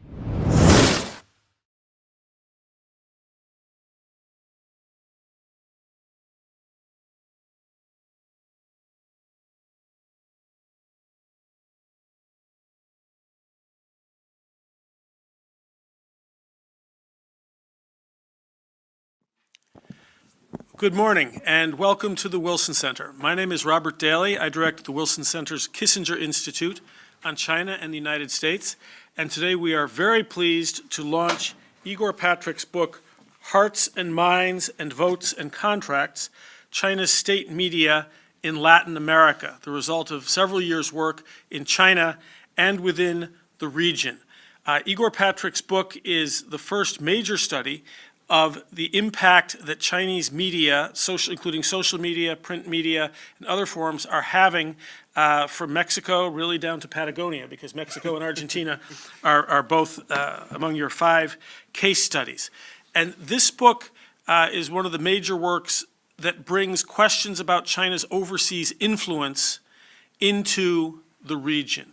The influence concerns, I think, really began, and this is not just because we were involved, but I think that you can make a very strong case with the 2017 publication of the New Zealand scholar Anne-Marie Brady's study, which was called Magic Weapons, which we also published here at the Kissinger Institute. And we have been involved in looking at what has broadly become the influence debate ever since. And we look at it both to call it out where we see it, but also in some cases to criticize excessive focus on what is called influence. This is a complicated story that is mostly focused on the work of China's Tungzhanbu, the United Front, and its media in the United States and Europe. And for the past few years, insofar as we looked at other regions, Washington tended to look at Africa and to overlook these questions in South America. And this book, I think, very importantly changes that and takes us into a new era. Igor Patrick, the author, is a journalist with the South China Morning Post's North America Bureau here in Washington. I know that we have a number of Latin America specialists here today who may not know what the South China Morning Post is. It is a Hong Kong-based newspaper, which is the largest English-language daily in the Asia Pacific and has been for many decades. It's an extremely influential paper in that region, and it's also read here. Not only is he now a journalist, Igor was our 2022-2023 Schwartzman Fellow here at the Wilson Center. And this is a program we have that brings every year a graduate of Schwartzman College at Tsinghua University in Beijing here for a year of writing to produce a monograph like this one. You will see out front two other monographs by Schwartzman Associates, a book by Bradley Jardin, China's Great Wall of Steel, on its its extraditions worldwide of Uyghurs and others back into China, and also Lucy Greer's study of China's relations with Iran and Iran and Saudi Arabia, which she brought out before China Sherpa'd the reconciliation between Iran and Saudi Arabia. So you are in a tradition, a lot to live up to, but you have clearly done it. Igor holds a master's degree in China Studies with a focus on politics and international relations from the Yenjing Academy at Peking University, and also a master's degree in global affairs from Schwartzman College at Tsinghua. He has focused on understanding the impact of China's media strategy in developing countries around the world, but particularly, again, in Latin America and also in Africa. This is not it's his first book-length publication, but it is not his first publication. In addition to the South China Morning Post, he is published in the Huffington Post, the Diplomat, CBN, and Folha de São Paulo, where he covers Chinese affairs weekly and has done so since 2020. He is also involved in, I believe he's one of the founders of a think tank in Brazil, so you may speak about that as well. I've asked Igor first to introduce the major findings and ideas in his book. We will then hear from Sarah Cook, who will serve as discussant today. She's going to be joining us remotely. Sarah is an independent researcher with broad expertise in the region and has looked also at China's overseas influence. She was until recently China Research Director at Freedom House, where she authored the Beijing Global Media Influence Report. So we will hear from Igor, then from Sarah, and then we very much look forward to hearing from all of you. So again, thank you for being here, whether you're with us in person or online. And Igor, over to you. Thank you very much. It's good to finally put this out there, like after so many years. True here, and before that, also in China and in Latin America as well. Before we start discussing the topic of the book, I'd like to talk a bit about how I started to pay attention to this topic. I've been doing China journalism for a while now. I think this year it's going to be 10 years. And my first time in China was in 2014 for an exchange program at Peking University. And when I went there, I never planned to be there. It was totally out of the blue. It wasn't for the university where I did my bachelor's. And when I went there and I saw everything, I was like, wow, how come no one is talking about this back in my country? And I started to develop an interest in doing some independent research until 2019. I went back to China from my master's program at Peking University. And something happened in 2020, COVID. and I got locked outside of China. I was traveling through Southeast Asia. That happened. And I went back to Brazil, and then like many media outlets started like reaching out because they were looking for journalists with expertise in China affairs. And I noticed that one of the main TV networks in Brazil, Band, they were doing this like news segment on China for like 10 to 15 minutes every day. And I never heard about it. And I started like paying attention. At some point, I even applied for a job there until I realized it was actually a segment produced by CCTV. China Central Television. Yeah.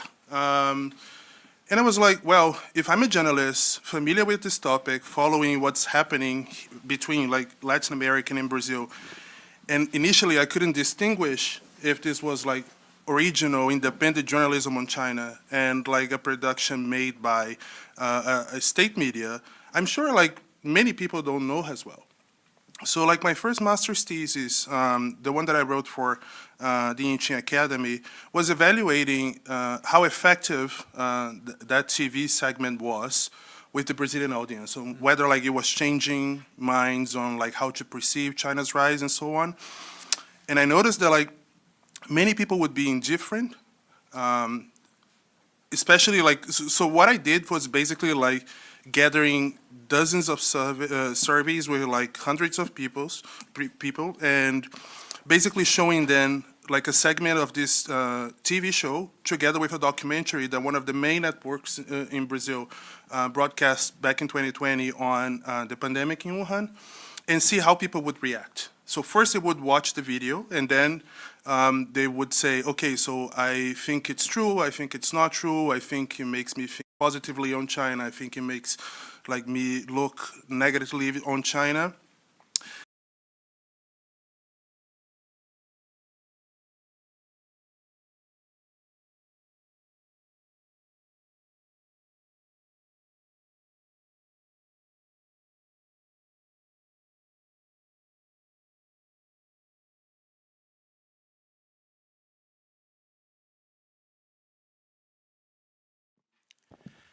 Good morning and welcome to the Wilson Center. My name is Robert Daly. I direct the Wilson Center's Kissinger Institute on China and the United States.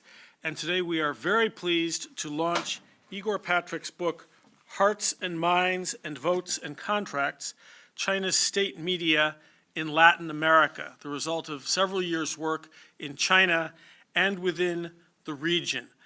Igor Patrick's book is the first major study of the impact that Chinese media, including social media, print media, and other forms, are having for Mexico, really down to Patagonia, because Mexico and Argentina are both among your 5 case studies. And this book is one of the major works that brings questions about China's overseas influence into the region.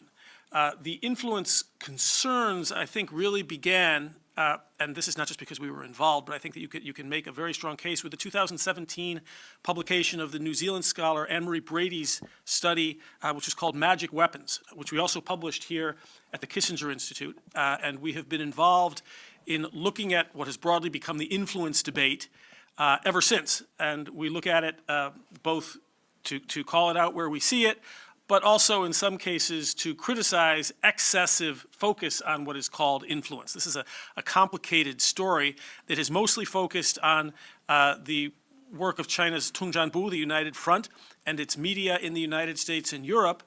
And for the past few years, insofar as we looked at other regions, Washington tended to look at Africa and to overlook these questions in South America. And this book, I think, very importantly changes that and takes us into a new era.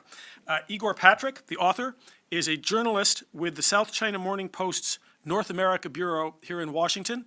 I know that we have a number of Latin America specialists here today who may not know what the South China Morning Post is. It is a Hong Kong-based newspaper, which is the largest English-language daily in the Asia-Pacific and has been for many decades. It's an extremely influential paper in that region, and it's also read here. Not only is he now a journalist, Igor was our 2022-2023 Schwartzman Fellow here at the Wilson Center. And this is a program we have that brings every year a graduate of Schwartzman College at Tsinghua University in Beijing, here for a year of writing to produce a monograph like this one. You will see out front two other monographs by Schwartzman Associates, a book by Bradley Jardin, China's Great Wall of Steel, on its its extraditions worldwide of Uyghurs and others back into China, and also Lucy Greer's study of China's relations with Iran and Iran and Saudi Arabia, which she brought out before China Sherpa'd the reconciliation between Iran and Saudi Arabia. So you are in a tradition, a lot to live up to, but you have clearly done it. Igor holds a master's degree in China Studies with a focus on politics and international relations from the Yenjing Academy at Peking University, and also a master's degree in global affairs from Schwartzman College at Tsinghua.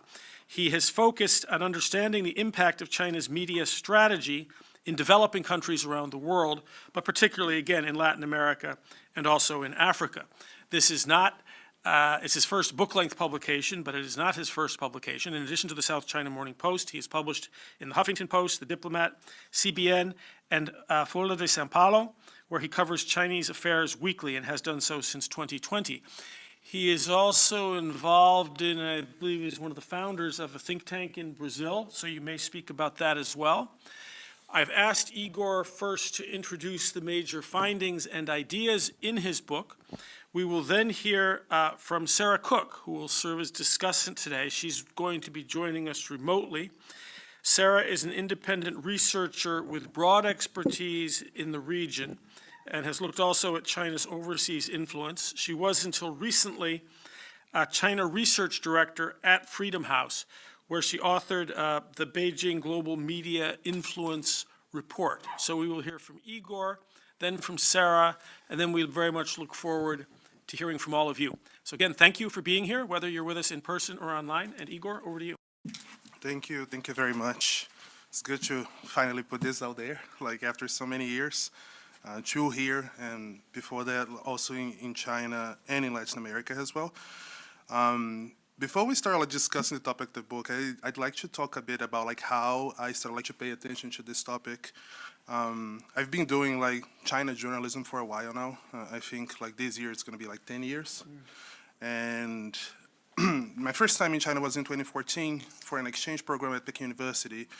And when I went there, I never planned to be there. It was totally out of the blue. It wasn't for the university where I did my bachelor's.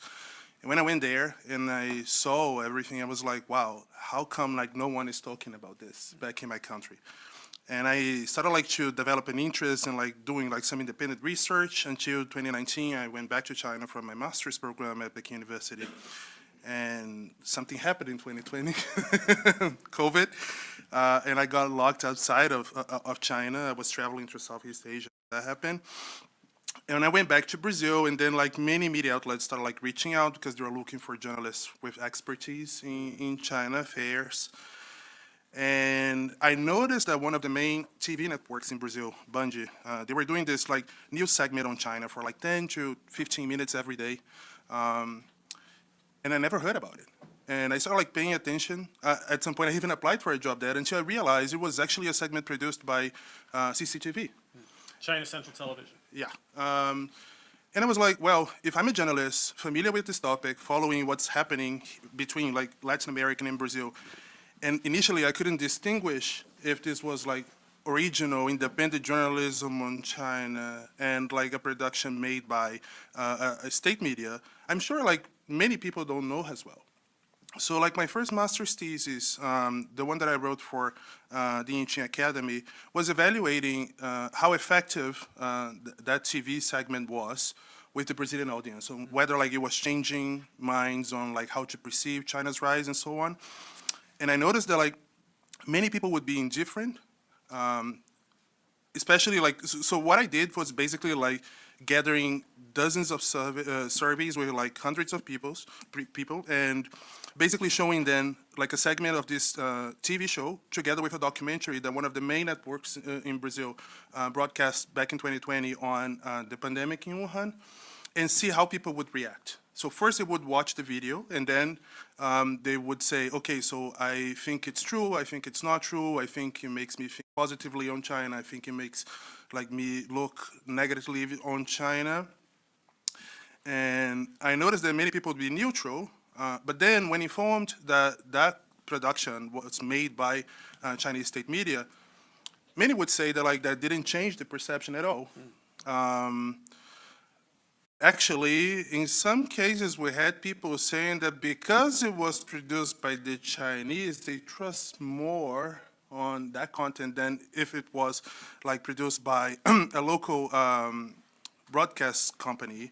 Some other people say that like before they were okay with the content because they thought it was like something original coming from the TV stations and newspapers that they like read or watch every day, and then like they would be like, okay, so I wasn't able to identify that it was made by the Chinese. Now I have concerns. So I started like pay attention to this. This is a topic that I continue researching at Tsinghua, and it's finally he has an expanded like research on the topic. So like in terms of like the strategy, this is not necessarily new, like this need that the Chinese have to have a voice in the global stage. This dates back all the way to the Kuomintang era, actually. At that time, there were like discussions on like how the West would be xenophobic towards the Chinese. They wouldn't allow the Chinese to have a voice and to present their perspectives on things. And when Mao took over in 1949, that trend continued. But of course, at that time, the main focus for like all these media outlets was like to influence the world in terms of like socialism narratives, right? Like so, most of it was influenced by. So like it was made for like socialist countries, and for like countries inclined to socialism. So it wasn't really something to necessarily challenge the West. But then, and we also had like some of these media outlets working as de facto embassies for China. So like we know that before the U.S. Recognized mainland China as like the one China, many countries didn't have relations with China. So Xinhua would be this de facto channel of communication between the Chinese government in Beijing and many countries without like formal relations. Xinhua, there's not what that is. That's what that is. Yeah. Right now, no. Xinhua is the prime news agency in China. It's a state news agency. It is often the only media outlet allowed in many meetings, like private meetings, and usually the first and the only one authorized to report on like sensitive stuff in China as well, because it follows the party line. So yeah. And then like this started to change in 1987 when, as part of like all the economic reforms China was going through in that period, they decided to consider media as a commodity. So it gave them a push to export the content, to look at this strategy in a more like commercial way. And I would say like the big push was the 2008 Olympic Games. At that time, as you all remember, China spent billions and billions of dollars to present the country as this new global superpower, right? Like that China was finally back in the global stage after so many decades.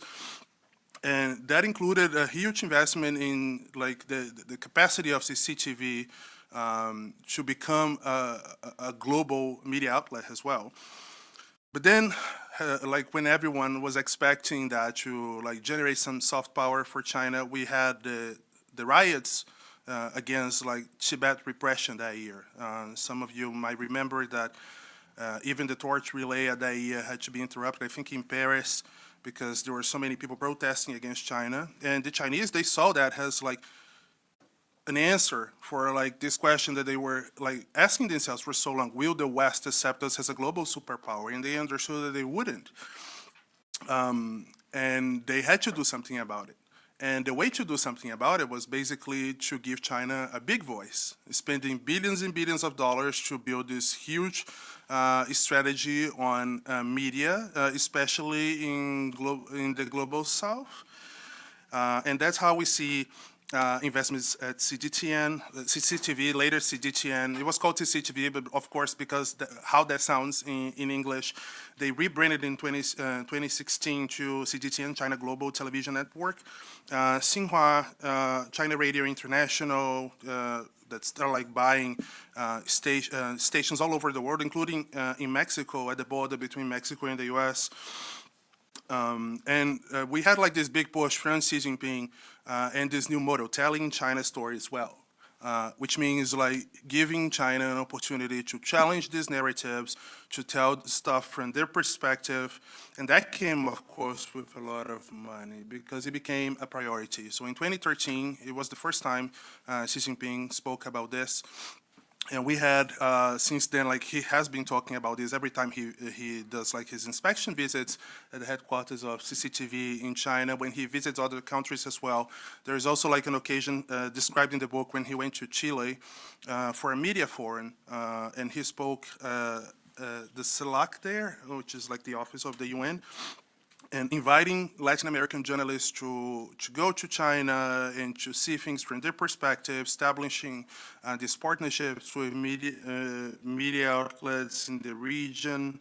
This is also like the, where we can point back to like what I consider one of the main strategies right now, which is content sharing agreements. I'm sure Sarah will be talking about that as well in a moment, which is basically signing these contracts with many media outlets, sometimes like for free, sometimes paying them to publish this content. So they go out there, they establish a formal partnership with these media outlets, and then the newspaper will start like publishing a page or two from like the China Daily, or a TV station would like broadcast a segment produced by CCTV and so on. They use this here in the US as well. I believe the Wall Street Journal and the New York Times, they both published some paid pages by the Chinese for a while, but then because of the backlash and how like the media, the rest of the media reacted to this, they stopped.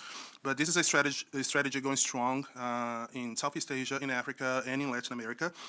And it's very interesting to see the dynamics of how this works. So like throughout the region, like doing the interviews for this book, I've heard, for example, some journalists from these media outlets say, well, I don't have control over what gets published or not, because this is a partnership they sign directly with the owners of the media outlets. Very often these media outlet owners, they have business in other areas as well, like agribusiness, mining, and they use these partnerships as like a door to mainland China and to business in mainland China. Also, like in other occasions, like you will see like media outlets struggling financially speaking, which seems to be the case like all over the world, unfortunately. And these content sharing agreements and the amount of money they pay, it's like a lifeline for many of these media outlets, which is also a problem because even though it is often just a page or perhaps like a special issue, like every 2 or 3 months, many of these media outlets, they stop reporting negative things on China because they need the money. In fact, we have a case in Mexico where the journalist, she got a tip from Human Rights Watch on the Mexican ambassador to the UN in Geneva visiting Xinjiang in China without letting everyone know about it. And then when she was about to publish the story, the owner of the newspaper called her asking what she was doing. And she was like, what do you mean what I'm doing? This is news. And he was like, no one in Mexico cares about these Muslims in Xinjiang. She ended up like still publishing the story, but she also told me that when there's something like negative on the newspaper, very often like the owners of the newspaper would offer the Chinese embassy, for example, in the region, like an opportunity to like write against what they published and to give like a perspective on that.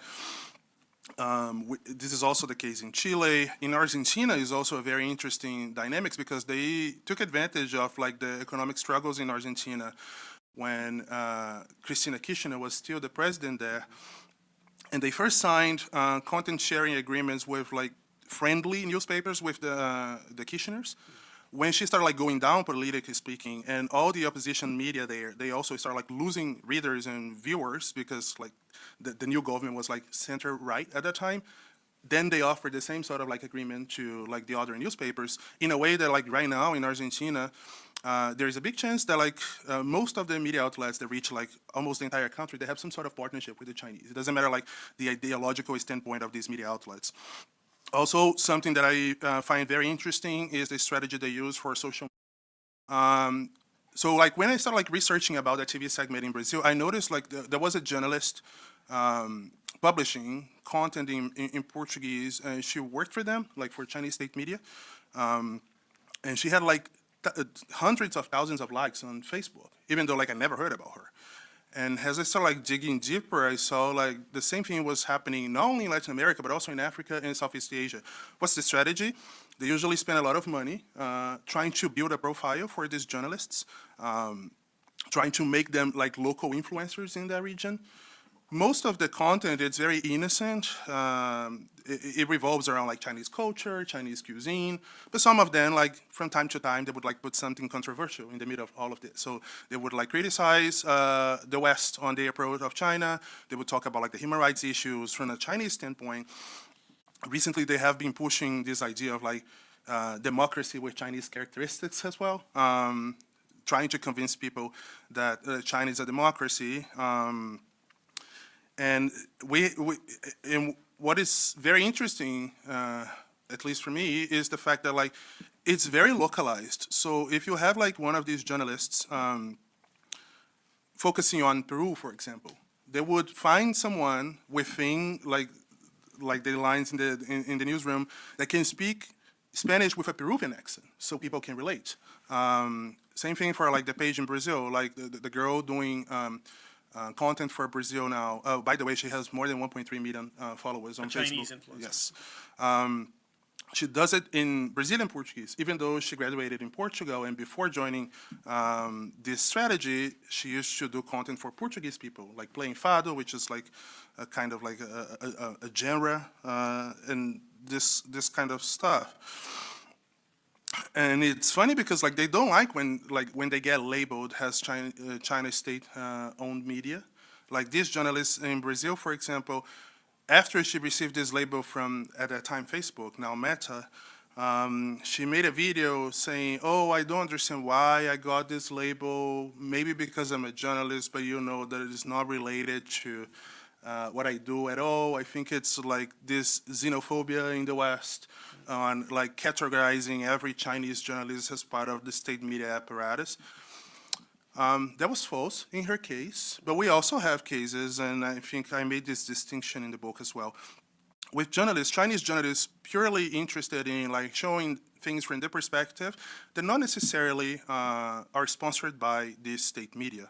In fact, I even quoted like a journalist saying that she feels that because of this dynamic between the US and China right now, everyone looks at her and thinks she's like a mouthpiece for the Chinese Communist Party. And that's one of the reasons why dealing with this issue is so difficult and so sensitive, because like in some of these countries in Latin America, there is already this tendency of like censoring newspapers and like harassing journalists. And here in the US, for example, when Trump started like banning Chinese journalists and like forbidding them from getting visas, for example, for a while there was also like some sort of, not for a while, this is still happening to be honest, like this approach on Chinese journalists, like when people talk to them and when they see them, they immediately assume that they work for the Chinese state, and that's not necessarily true. So it's very difficult to tackle this without incurring problems of like freedom of the press, freedom of speech, and also like, you know, like we had examples recently in the region with like xenophobic leaders going after journalists regardless of their affiliation. And I think like in general, what I describe here is a strategy based on the lack of transparency.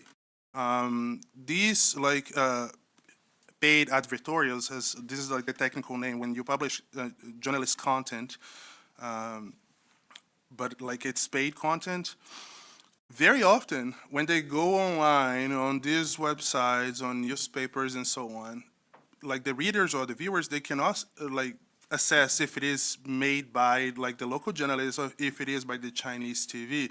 In Colombia, for example, there is a case where like the main newspaper in Colombia, the newspaper of record, El Tiempo, they published a whole piece written by Xinhua, praising Xi Jinping and so on, without telling the readers that it was actually from Xinhua. And this is like, I saw that like over and over and over again, going through like multiple examples described here. And for me, like the problem of this is that like perhaps like watching CGTN and like listening to China Radio International, reading reports from Xinhua is not something that many people would do. Because like in general, I would say many people, like most people are familiar with the fact that media is heavily censored in China, so they don't tend to like give them credibility to talk about this sort of topics. But when you see the same thing on like the newspaper that you read every day, the TV station that you've been watching since you're a kid, you tend to attribute then the same level of like trust that you attribute to the local journalists, right? And that's a problem. Yeah, I think we should go over to Sarah. I've been speaking a lot, so. So I would like to go to Sarah Cook, but first I wanted to mention I was remiss in not doing this right up front. Benjamin, when I saw you wander in, I thought, wait a minute, I forgot to mention that this program today is also co-sponsored by the Wilson Center's Latin America program, by our Beijing Institute, and also by our Mexico Institute, so that many of the people online and here in the room are participate in those programs in their outreach, and we're very glad to have you here today. So if we could now go to Sarah Cook, who joins us remotely from New York, for a response and perhaps expansion on the themes that Igor has raised. So we'll go to Sarah, we'll then let Igor briefly respond, and then we'll go, I have some questions, but I'm sure that there are many questions in the room, so I'll let you ask questions first, and I will step in when there are opportunities. But let's first go to Sarah up in New York. Thank you very much. And it's really, I'm so glad that it worked out that I could join remotely. And really congratulations to Igor on this book. It's really fascinating. I mean, I'm going to speak a little bit. So much of what he said fits with the findings that we had from our research. But just adds this extra grassroots element of really talking to people in the newsrooms, at a level that expands upon what we did. So at Freedom House, we did this big Beijing's Global Media Influence report. It was a study of 30 countries, looking both at the Beijing's media influence, but also at local response and resilience. And we covered 7 or 8 countries in Latin America. I think overall our findings were, and this kind of fits, with what Igor was saying, was a general trend of expansion on the part of the Chinese government and Communist Party and state media. But also, again, this adaptation of the tactics and strategies, because after an initial expansion that was perhaps focused more on Chinese state media themselves trying to reach local audiences directly, and finding that it doesn't always, people just don't watch it, on their own. They're not going to go, even if it's on cable stations, they're just not going to go to CGTN. And then really doubling down on what the party calls barring the boat to reach the sea. And that's this element of working through the local mainstream and sometimes not so mainstream media in different countries to reach local audiences and to get to audiences at the media outlets they're working on. And we've really seen an expansion of this. And I've been following the space for 10, 15 years, looking at this kind of media evolution. And even I was surprised. So in just the 30 countries we looked at, we counted 130 media outlets that had some kind of content partnership agreement with Chinese outlets. Sometimes it was provincial government. Sometimes it was an entity with close party ties like Huawei. But it was really country after country, the mainstream media. And like Igor said, in many cases, it was across the political spectrum. And it was, politically diverse, geographically diverse. In many places, it was kind of the national media and then also some of the local outlets. You see this element of after they've kind of gotten into some of the main outlets, starting to look at maybe not fringe, but like subsections that serve certain populations, maybe another language or something like that. So really reaching a wide range of individuals. And while it often gets attention in the print media, seeing more and more of it happening in broadcast media. And I think this element of transparency, as Igor mentioned, is really important because often the labeling is either non-existent or obscured. And while in print, it might say, oh, this is an advertisement, or sometimes it'll say, explain that this is from the PRC. Broadcast media, it's even harder because also sometimes people will be joining part way. So the labeling is even weaker in terms of whether audiences can know what the content is. So I think that's one thing. And then also in terms of the expansion, so we counted 16 out of the 30 countries where there was a new agreement signed just in this period of 2019 to 2021. That was our focus, including some countries like Argentina. I think Colombia was another. So I just wanted to kind of emphasize that both, it's something that we see in Latin America, but I think we see it worldwide. What struck me in Latin America was this element of, because the media is concentrated and the ownership is concentrated in so many countries, it works even better than elsewhere, right? If you have a more fragmented media landscape, then they have to go to more outlets. But when you have these big conglomerates that are owned by a particular family, then just one agreement with one or two owners, and some of them cross, from one country to another. Some have regional influence as well. It's actually very efficient on the part of Chinese state media. I think the other thing Igor mentioned is this, the way in which propaganda and censorship are two sides of the same coin. And we've seen this again and again, because you end up with the relationship starting as one that we would see as content promotion or kind of more propagandistic, but it ends up being a point of economic and political leverage that is then actually used for censorship.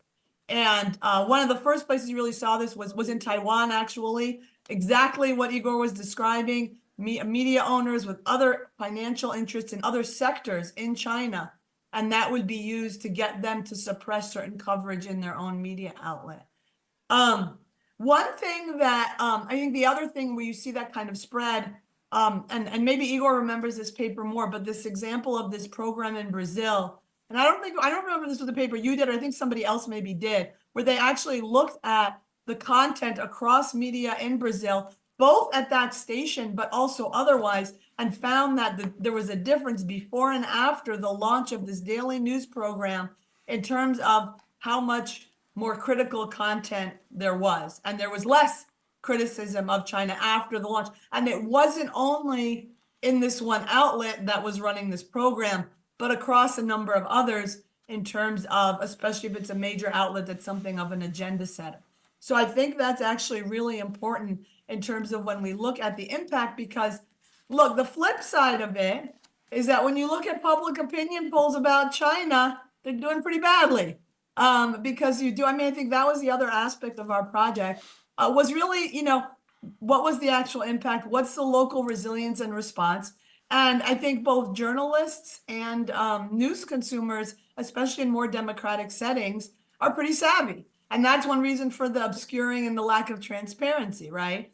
But so you see kind of public opinion vis-a-vis China, or Xi Jinping personally declining, and that's not only related a reflection of media coverage. But I think you do then, but I think you also see that, that I think if we just look at the impact of the content they're producing as an indicator of impact, that's not enough. You need kind of the full spectrum of where this goes into the censorship dynamics and the incentives for certain coverage. And I think part of it is increasingly not only whether an outlet will report on, say, what's happening to Uyghurs in Xinjiang or things like that, but the local investments. And that's one of the things I think where you can really get an intersection also of, and also threats for journalists in terms of the powerful local actors who have incentives. So if you're trying to investigate a mine or something like that in the environment, you're now not only going up against a Chinese company, but the local powerful stakeholders. I don't know if that's an example or some area that Igor can maybe speak to a little bit more.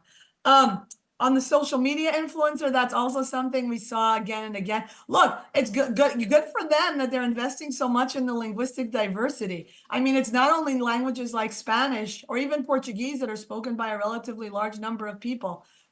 Hebrew, Italian, Romanian, Swahili, like languages that are maybe spoken by a few million people around the world. And you have influencers like this, very savvy, very charming often, and really they're very good.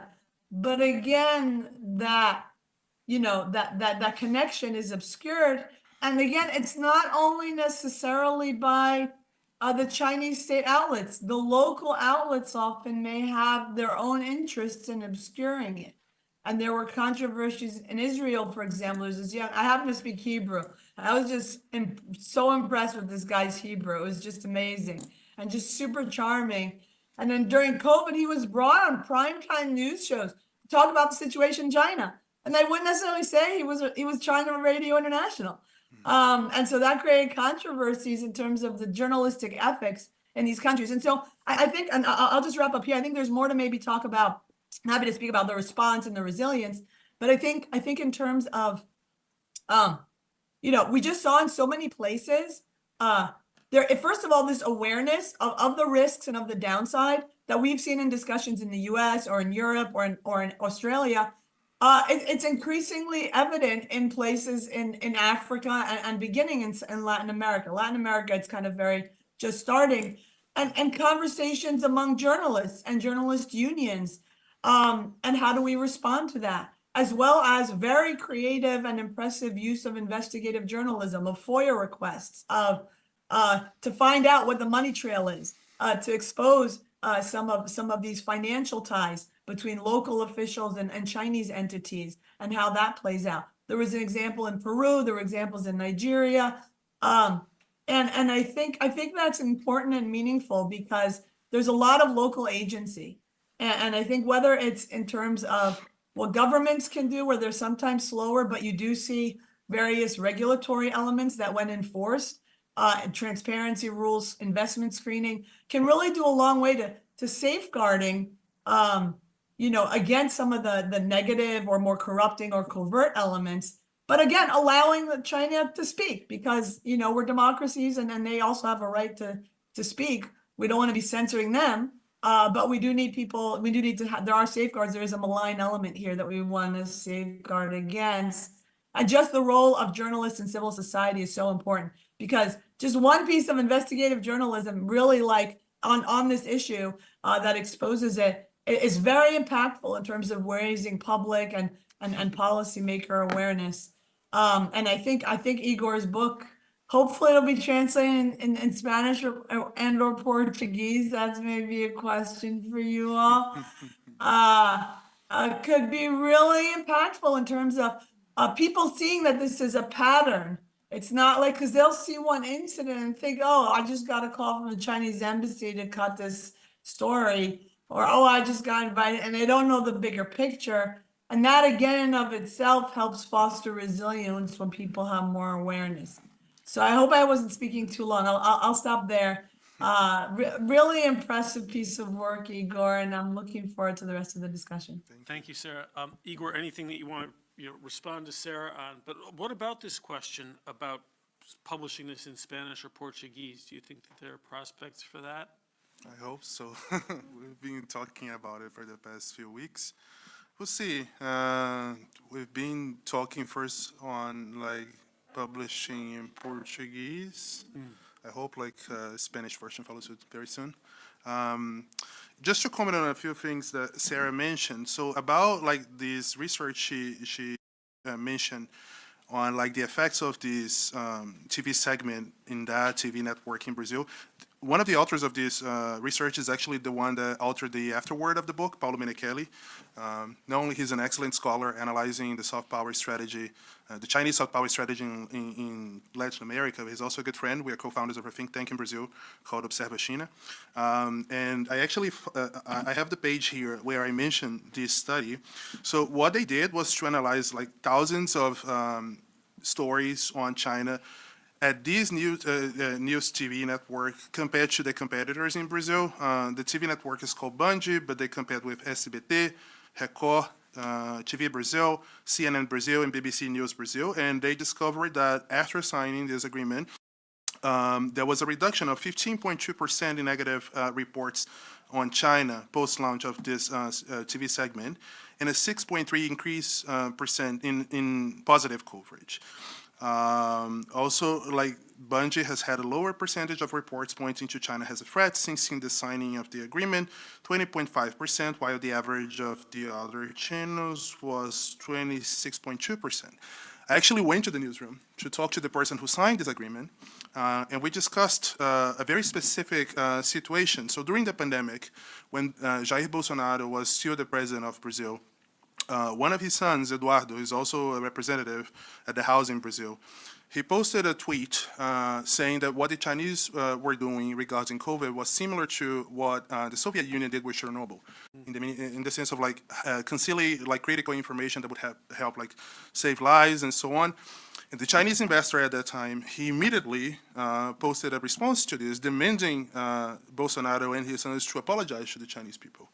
The next day, this TV network, which like notoriously support Bolsonaro when he was running for the presidency, they published this editorial criticizing the administration and calling Bolsonaro an idiot, and calling the Minister of Foreign Affairs at that time also like other names. And I asked them, why did you do this? And they were like, it was intentional. We had to protect the Chinese. This relationship is important to Brazil, and we couldn't have like the Minister of Foreign Affairs or someone that is directly related to the president talking this kind of stuff against China. And we saw like how the ambassador reacted. That was like at the peak of the so-called wolf warrior strategy, where like Chinese diplomats were like responding sometimes very aggressively on criticism about China on social media.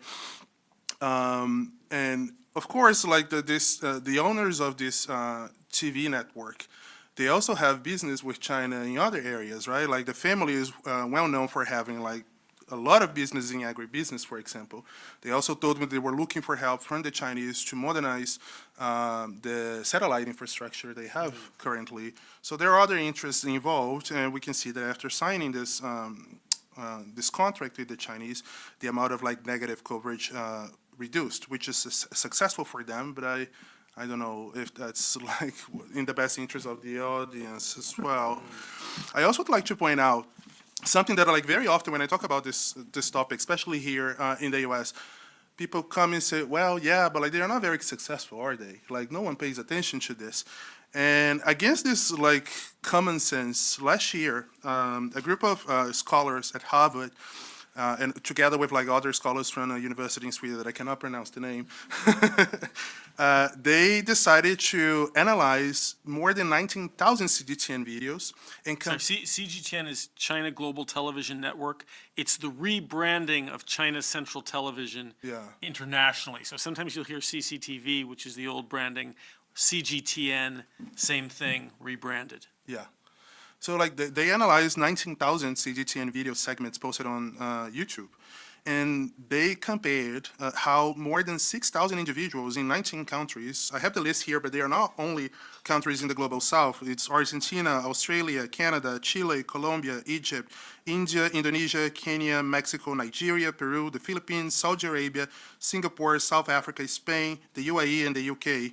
They compared how these people would rate this videos compared to content produced by Voice of America and videos published by the State Department.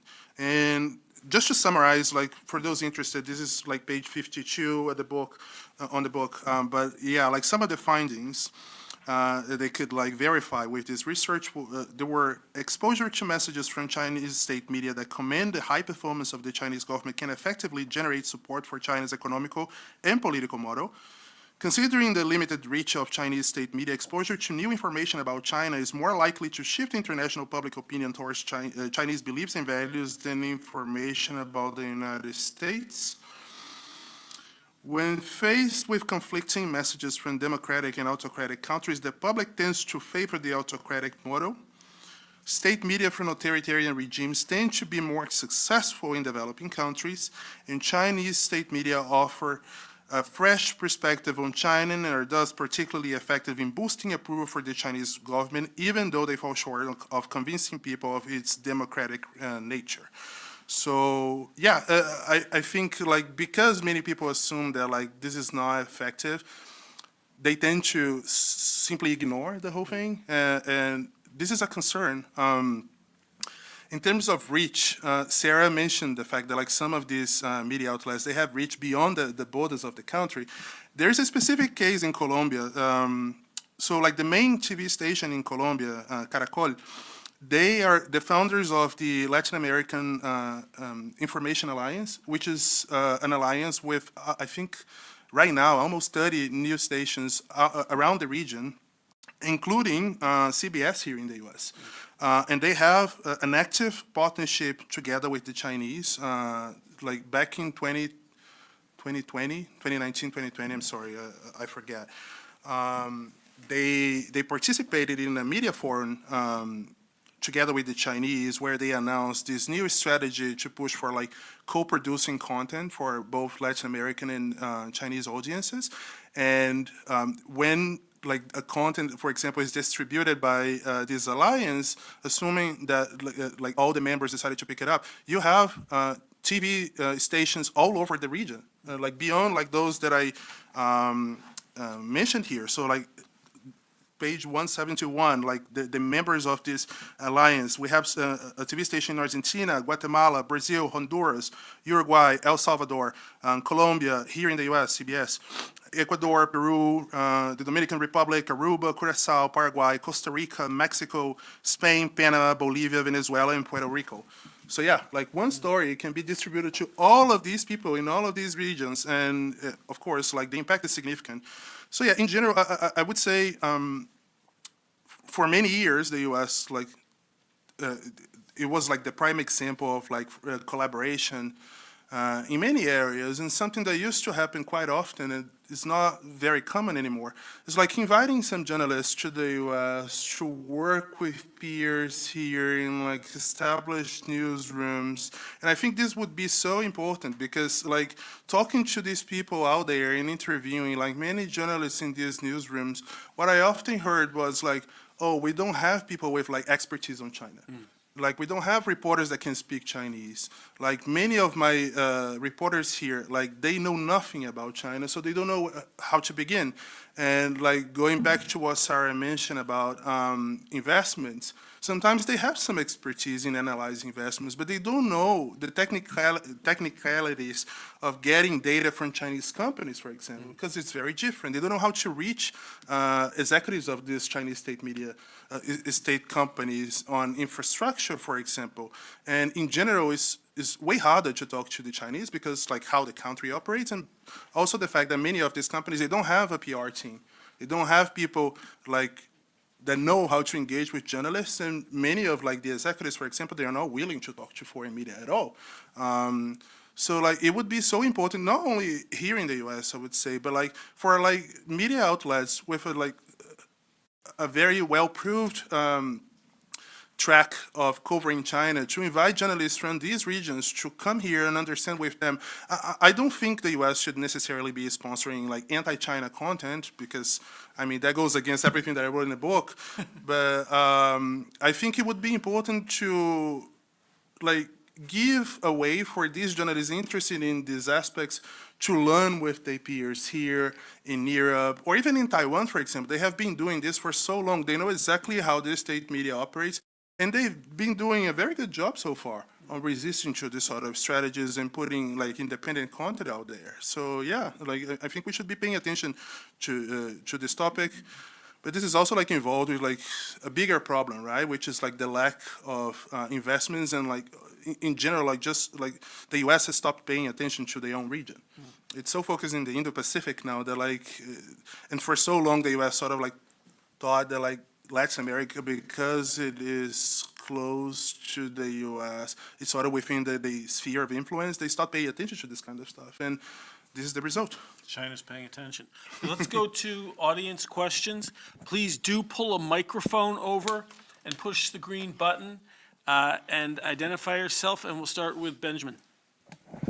Excellent. Thank you so much, and thanks for the partnership on this terrific event. I'd love to hear a little bit more about the flip side of what you just recommended. You recommended U.S. government or U.S. news media companies engaging with journalists in Latin America.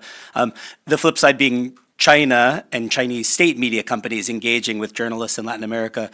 From what I understand, the mission of those engagements is not simply to promote a positive vision of China, but a very different vision of journalism. Yes. The idea that journalism is not designed to perform the kind of watchdog function that we think it's supposed to in a democratic society, whether the United States or the democracies of Latin America, and to hold government accountable, but rather a very Chinese and distinct vision of the role of media in a democratic or not democratic culture. So very curious about how you perceive the influence on the practice of journalism in Latin America through these engagements with China. Great question. Thank you, Benjamin, and thank you for co-sponsoring the event. It's a pleasure and an honor. So like I mentioned like at the beginning that in 2017, Xi Jinping was in Chile and he created this like exchange program for local journalists to go to China and learn from China in China. They love like repeating this. And I spoke with some of these journalists who went there. So in general, of course, they want to promote positive coverage of China. So they bring these journalists to like luxurious hotels and like big companies, and they offer them the best like dinners and stuff. But they also don't, very often they don't allow these journalists to go anywhere without someone with them. So we had a case with a Mexican journalist who wanted to go to Tiananmen Square. It was his first time in China, so he was like looking forward to see how it is, the surveillance system there, since there are so many CCTV cameras all over. And he was advised not to. We also have a case, also in Mexico actually, where we had like this very small TV/radio station in a small city in Mexico, not related to China at all, more focused on like domestic news. And then one of the journalists went to China for this exchange program. When she came back, she sort of became this ambassador of Chinese media in Mexico, and she keeps coming back over and over and over again, and like to the point where this like TV station became almost like a branch of CGTN in Spanish, given the amount of content they reproduce from the Chinese, very often without telling the viewers that it comes from China. So yeah, I totally agree that it tends to, I mean, Robert and I, we were discussing this the other day, like these days, anything that is not 100% positive on China is negative.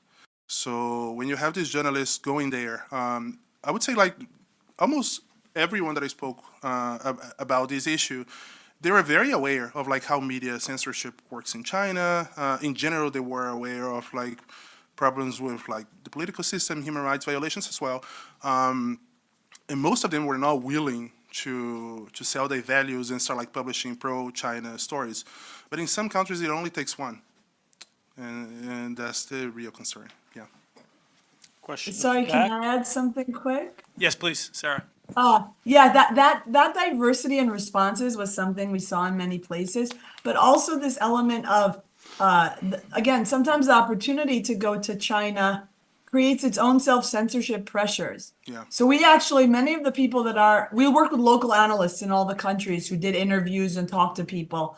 And then, so it was kind of a collaborative process. And even though many of the people we would say, look, it'll just be anonymous, we'll just say an anonymous journalist in this country, we won't even say what news outlet. There were some journalists who just wouldn't speak to our analysts. And in a couple of cases, they said, look, I don't want it to even be potentially found out that I did this and spoke critically, and then I wouldn't have a chance to go back to China. And then I think similarly, this element of it just takes one, and we saw examples in Nigeria and elsewhere, where even though many journalists were skeptical and actually going to China showed them the repression in real life that they had heard about. Again, it just takes one person to be really active. The last thing on the trainings, and this relates to the US element as well, is it's usually a mix of kind of the propaganda element, but then also real skills in some cases that people do have, especially some of the longer stints. So people will go for 10 months and they're getting real education, Chinese language training, but they're also getting, digital media skills and things like that. So I think it's multifaceted and does bring benefits to the journalists, but doesn't potentially, increase the influence too. Question here at the back, one, and then two, and then Professor Ellis. Thank you so much. Thanks so much, Robert. Igor, it's a huge pleasure to be here. We're very happy to be sharing this amazing moment with you.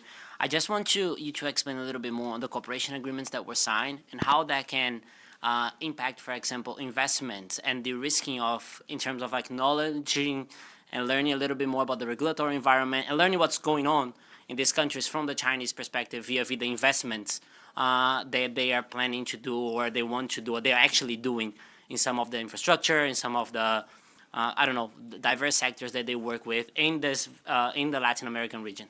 Thank you so much. Thank you for the question. Well, first of all, I think we need to highlight that, like, Chinese investments in Latin America, they are not necessarily harming Latin American countries, right? Like, very often they are the only resource these countries have, since, like, the U.S. doesn't seem really inclined in investing in Latin America. That's also the case in Europe, and we are living in an era of, like, globalization is reversing, right? So, like, very often these investments, they are like the only option left for these countries. The problem here is that, like, even like, so like various surveys in the region, a lot of surveys in the region and a lot of polls, they often get the results that, like, most people, they are comfortable with Chinese investors, they think they are positive, but when they are not, if you don't have, like, independent media doing their job and covering this, very often these issues would be overlooked or ignored. We had, like, I mean, Margaret Myers is here, like, we spoke about this recently. We had a case of, like, a dam in Ecuador that costed, like, billions and billions of dollars. It was, like, mostly funded by Chinese banks. And when they opened the whole infrastructure, it was brand new. It was like a dream for so many decades in Ecuador. There were a lot of flaws, to the point that it's like harming the electric grid in Ecuador. And the reason we know that is because, like, independent journalists that pay attention to this kind of stuff, they were paying attention to this topic, and they were willing to follow the money and understand what happened. And that's really important. Like, if you're in a situation where, like, so many media outlets have, like, contracts with the Chinese, like, you're not going to have an incentive to talk about these issues at best. Sometimes even, like, self-censorship. Please. So I'm very curious to ask you, has there been any prospects of like a Malema philosophy where we have one united Latin America, like, you know, where, because if you look at this way, peso is the one currency of majority of Latin American countries, Spanish except Brazil. They all speak same language and same currency, same cultures. So has there been a talk of something where, like, there was one united Africa, like one united Latin America to counter this China influence? And also, what is your perspective on PPPs? Like, you know, why hasn't the government really gone after PPPs within the domestic, you know? What do you mean by PPP? I'm sorry. Public-private partnerships. Oh, okay. Yeah, so, like, why hasn't, you know, it transpired a lot, you know, when all these countries... OAS or any other trans-regional organization focus on this issue? Yeah, this is not something I researched for my book, so I wouldn't be able to speak about that. In terms of, like, what you mentioned on, like, yeah, some countries speak Spanish, there is Brazil speaking Portuguese, and therefore they have, like, similar cultures. I tend to disagree, and I think that's why they have been so successful lately, because they understood that it's not because, Like like, the Chinese. yeah, Okay. it's not because the countries, they have, like, a similar, like, historical background and culture that they are necessarily reacting to media content in the same way. In fact, like, there is a scholar who was, like, the first person that started, like, reading about this issue, actually. Pablo Morales is a professor at London School of Economics. And his research is very interesting because, like, here I was sort of, like, outlining the broad strategy, but he focused on, like, the effects. And there's this paper that he wrote, like, a couple of years ago. It was like several focus groups that he conducted in Argentina and Mexico. And one of the reasons why the people he interviewed for these researches, like, they were not buying the Chinese narrative was precisely because they felt that the Chinese, they were pushing a specific Spanish accent, like the neutral accent very often used here in the US in, like, CNN Spanish, for example, that they find condescending. And they associate with, like, colonization stuff. So the fact that they are, like, again, going to what Sarah said, like, investing in not only in, like, content in other languages, but using, like, local dialect, it's very important because it helps, like, people connect more with the content. Yeah. Sarah, did you have something here? Yeah, I was going to say, I mean, I think of the different regions we looked at, it felt that Latin America is the most nascent in terms of this question of kind of responding and having an initial network of even local experts, people like Igor that have the knowledge and understanding to perhaps be more sophisticated in some of this. I think the other thing is that governments, for the most part, because they actually need these partnerships and economic ties with China, are not interested. So then if you're talking about an entity like the OAS, that's mostly state-based, you might not get much interest in that. I don't know if, let's say, a special rapporteur on freedom of expression might be more inclined to understand, interested in this. But again, the tactics being used are very subtle and superficial, and compared to the other very violent threats that journalists in the region face, this feels like okay, it's not of the same level of urgency, perhaps. So I think that's part of one of the challenges. But at the same time, I do think that you do see a burgeoning network of people, and some of them are folks we worked with in our project, but also others who are taking more of an interest. There are new new online websites, digital websites like Diálogo China, Reporte Asia in Argentina, that are basically trying to create new forums for independent, like local Latin American voices and coverage of the bilateral relationship. Because I think a real challenge is that either you get the Chinese voice or you get, the Western or the US. And I think a lot of people feel like there's an absence of that local voice. And we see that in Africa as well, for example. But there is a new generation, I think, of journalists, writers, think tanks that are doing more in this space. And it's just really great to see. And the more that can be done, honestly, to support them, whether it's maybe not always funding, capacity building, opportunities, I think that's great. Professor Ellis. Yes. First, Igor, congratulations on the work. Very impressive. Two brief questions. One, with respect to the journalist trips to China as well as the content sharing agreements. In your work, did you find any differences in approach between the national level relationship building and the local level? Of course, again, as you know, at the local level, oftentimes there are different amounts of resources, different amounts of sophistication and filters in how one interprets what's going on. And just as a second follow-on, you mentioned that the theme, which is a small theme but potentially important, the acquisition of media outlets. Do you see any trends there in the role that's playing vis-a-vis these other two generally more well-known thing with trips and the content sharing? Thank you. Yeah, let me start with the last question in terms of acquisition. So like many countries in Latin America, they have very strong laws preventing foreigners from like owning media outlets. But we have some cases that became like primary examples of like this strategy. So like China Radio International, I would say, is at the forefront of this strategy.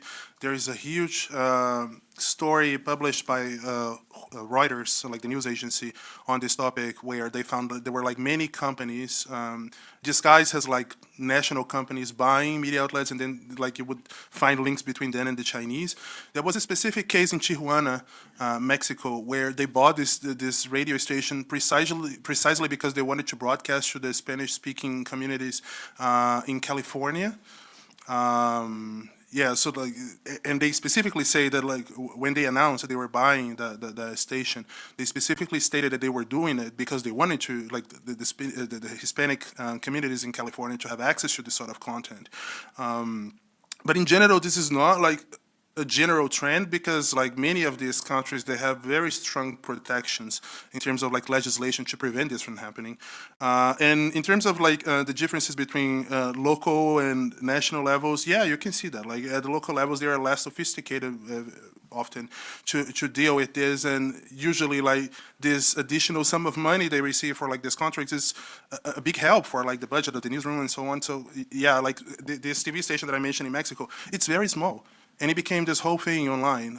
We have cases in Colombia as well, where like they were signing content sharing agreements, not with the big TV outlets, but with like very local TV stations, sometimes linked with like universities, for example. Very often you would see like the Confucius Institute helping them, like as a bridge between the Chinese media and these universities as well. And very often this amount of money is very welcomed, because these networks, they don't have an infrastructure to compete with the big ones. So it's a big push. Yeah. Thank you. Please get the microphone and hit the button. You get a green light. Let me identify myself. Please. Rolando Sanchez. Now I'm with a company, International Trade and Communications Corporation. I'm a journalist. I used to cover the White House.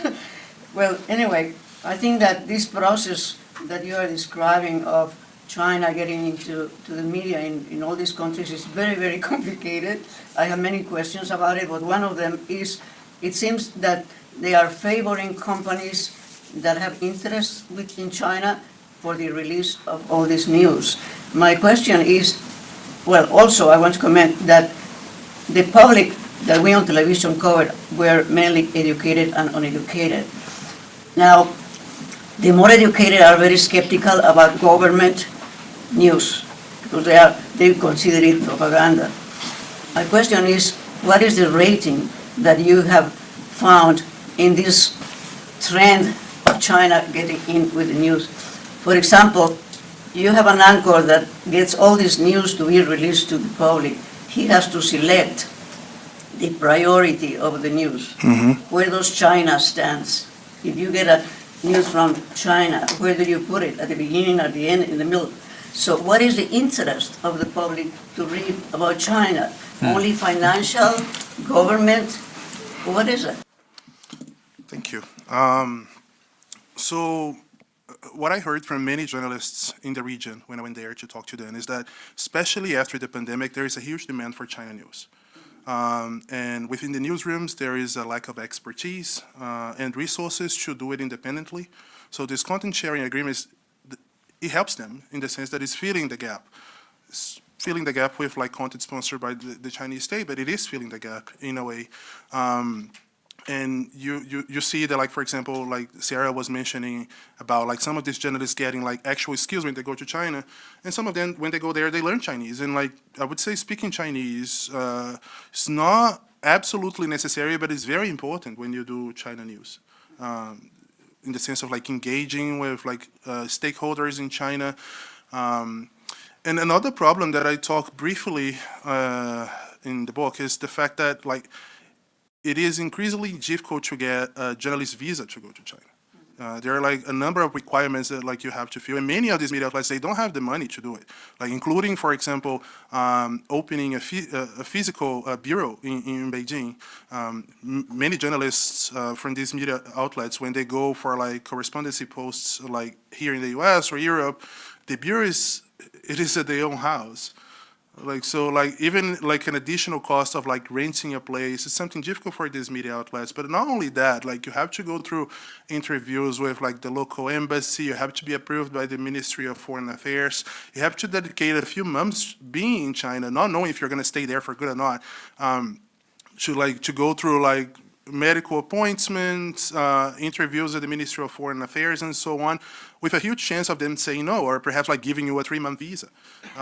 And like while you have like newspapers willing to like take the burden and pay for these expenses for the sake of having like original content on Chinese news, more often you would see newspapers going either like subscribing to news wires, like Western news wires, like AP, AFP, Reuters, which is against like the best interests of the Chinese, or using these content sharing agreements and the content that they get from Xinhua to fill this gap. So I had like many journalists saying, oh, so yeah, like whenever I want to see how China stand on a certain point, I use Xinhua. Or when I'm doing the coverage of, let's say, the 2 sessions, which is like the prime legislative meeting that happens in China every year. Did it end already? Like it's ending up now. Yeah. Also because like Western outlets don't really focus on this, but like they go for like China Daily or CCTV, CGTN, Xinhua, and they republish this content, even if they don't have established content sharing agreement, because like a few years ago, Xinhua offered the Newswire service by Xinhua for free for many of these media outlets. So they have access to photos, videos, and content. So for very specific Chinese news, they have Chinese sources providing them with content. Yeah. also remember that if some of these outlets are getting the Xinhua feed, they're getting the Xinhua feed on news worldwide. Yeah. Not just about the region, but also coverage of the United States, coverage of elections, coverage of what's going on everywhere else. So And it's something that like some editors that I talked to, they actually praised. They were like, well, yeah, like perhaps we are not going to use Xinhua very often for like China news, but they are very good in doing like Latin American journalism. For example, Xinhua is the only media outlet that has like a bureau in Cuba. So like you see, there's actually like something that I quoted in my book, where the Chinese, they were like praising the fact that I think there was like a hurricane in Cuba like a few years ago, and Xinhua was the only one at the scene. So they were the ones providing content not only for Latin American outlets, but also for like Western outlets as well, like CNN or BBC. They were like, oh, for like 7 days we had a Chinese face reporting on these issues in Latin America. We were the primary voice for like the events there. very often in Africa, Latin America, and other regions, it's not just a story of Chinese presence and activity, it's a story of inactivity and neglect on the part of America and the West. It's not a simple story. Question here, and then one at the Sorry, back, two can I, final questions. can I chime in one? Oh, go ahead. Please. Thank you very much. I'm Roberta Lajo, a fellow here at the Wilson Center. I am a retired Mexican diplomat. Thank you very much. I think this is mind-opening. I will read it carefully. I would tell you, speaking for my country, they have been very successful. I mean, the image of China in Mexico is very positive in spite of the fact that we have a tremendous trade deficit and that ingredients for fentanyl and other issues that we have with China go unnoticed or whatever. And my question goes to the following. Have you gone to study not only the media directly, but who has influence in that media? I mean, talking about Mexicans themselves. Mm-hmm. First of all, I think of the study centers that study China. They obviously become propaganda for China, and there's the people who speak theoretically as academics are speaking in the media very favorably about everything that has to do with China. Mm-hmm. Second, the question of the diaspora. I mean, there is a Chinese diaspora in every country of the world. And for instance, when I think of the case of Mexico, in the Pacific cities, they become more influential as businessmen and also become sort of intermediaries with doing trade and with doing business with China. And they are very favorable of every action towards China. And the third issue would be the former communist parties. I mean, they don't exist as such anymore, but they have a very strong political tradition and a very strong group around. They're very close, tight-knit. I mean, I'm talking parties that were founded in the 1920s, and since then have evolved into leftist parties and have grown. And having not anymore the Soviet Union as a reference, they do have China as a reference. Thank you. Let's take one last question, then we'll go to Igor and to Sarah for final comments, please. Igor, thank you very, very much. This is fantastic. Just one data. Xinhua opened in Cuba in 1960. It has been the first and the only Xinhua office in Latin America. On the one point you previously made that I agree with you, non-Western media outlets, Russia Today, for instance, is now the biggest Spanish-speaking broadcast that exists in the world. Hispan TV, Iranian-backed, has also a massive presence in Latin America. So you are absolutely right. The influence of non-Western media in Latin America is very, very strong. The problem is the US reaction. Because when I heard that on the media level, there is US competence toward China, Russia, Iran, no, there is not. There is US stigmatization and demonization of media, not competence. Because with the amount of resources that US media have and the amount of influence, because you can, Igor, you know better than me, when you go to Latin America, you talk about Iran. Iran is another galaxy. China, yes, China has more, Latin American people are more knowledgeable about China, but still is a far away reality. The US is above. And still, the US never initiated a project to compete on the media level with China, Iran, and Russia. For your research, why do you believe this happens? Is a problem of presumption? Is a problem of arrogance? Is a problem of heritage? Because, you know, it has gone well for 100 years, so it will go well for another 100, but the reality is that the world changes. So your thought on that? All right. Yeah, so about like the first question, yes. So like many journalists, they, especially in Mexico, actually, I spoke with a few of them there.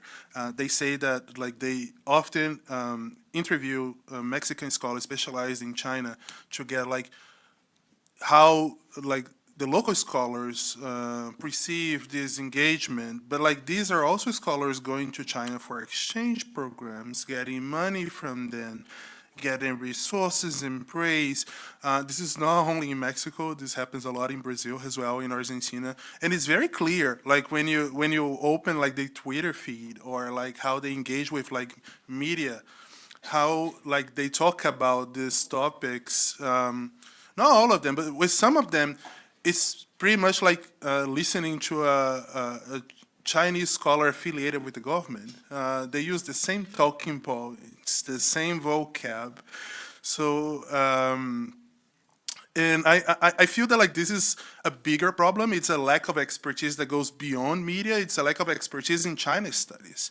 And I mentioned this in the book. Like, so for example, in Brazil, when I went back to Brazil and I tried to like get my diploma recognized, that was a big problem.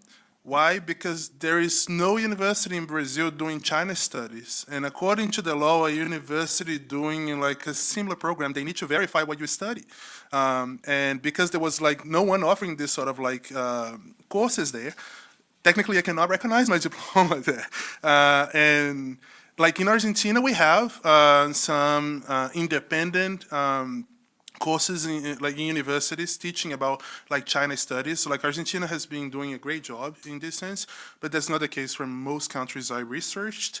About diaspora, we actually discussed about this. This is something that I perhaps would like to discuss in a second book because it's totally different. The content like provided to the Chinese diaspora in these regions, often in Chinese, varies a lot from what they do for like the international audiences in general. There's also another like factor. I'm not going to go into much detail because we don't have much time, but there's another factor there, and that's the fact that many of these Chinese from the Chinese diaspora, they get news from WeChat. And WeChat, as we know, is heavily censored by the CCP as well. So there is a different dynamic. We thought about doing this about like diaspora when I was doing my field research. We even discussed the trip to Peru, but at that time Peru was under like a lot of chaos, as you guys probably know. So it wasn't safe to go there. Perhaps this is a topic I'd like to tackle in the future for a second book. And on your question about why the U.S. never engaged in like doing something to counter the Chinese.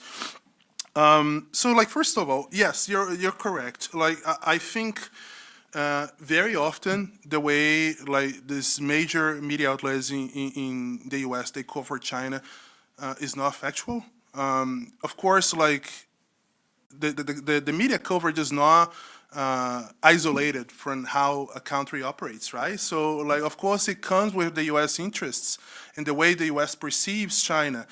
As we were talking earlier, here China is pretty much perceived as a threat. That's not the case in Latin America. And that's one of the reasons why I advocate for like Latin America to have independent media doing this. Because it's not about loving or hating China. It's about deciding what we want from them and what is good and what is not. And right now, I don't think we have knowledge enough to understand what is good and what is not and what's the best.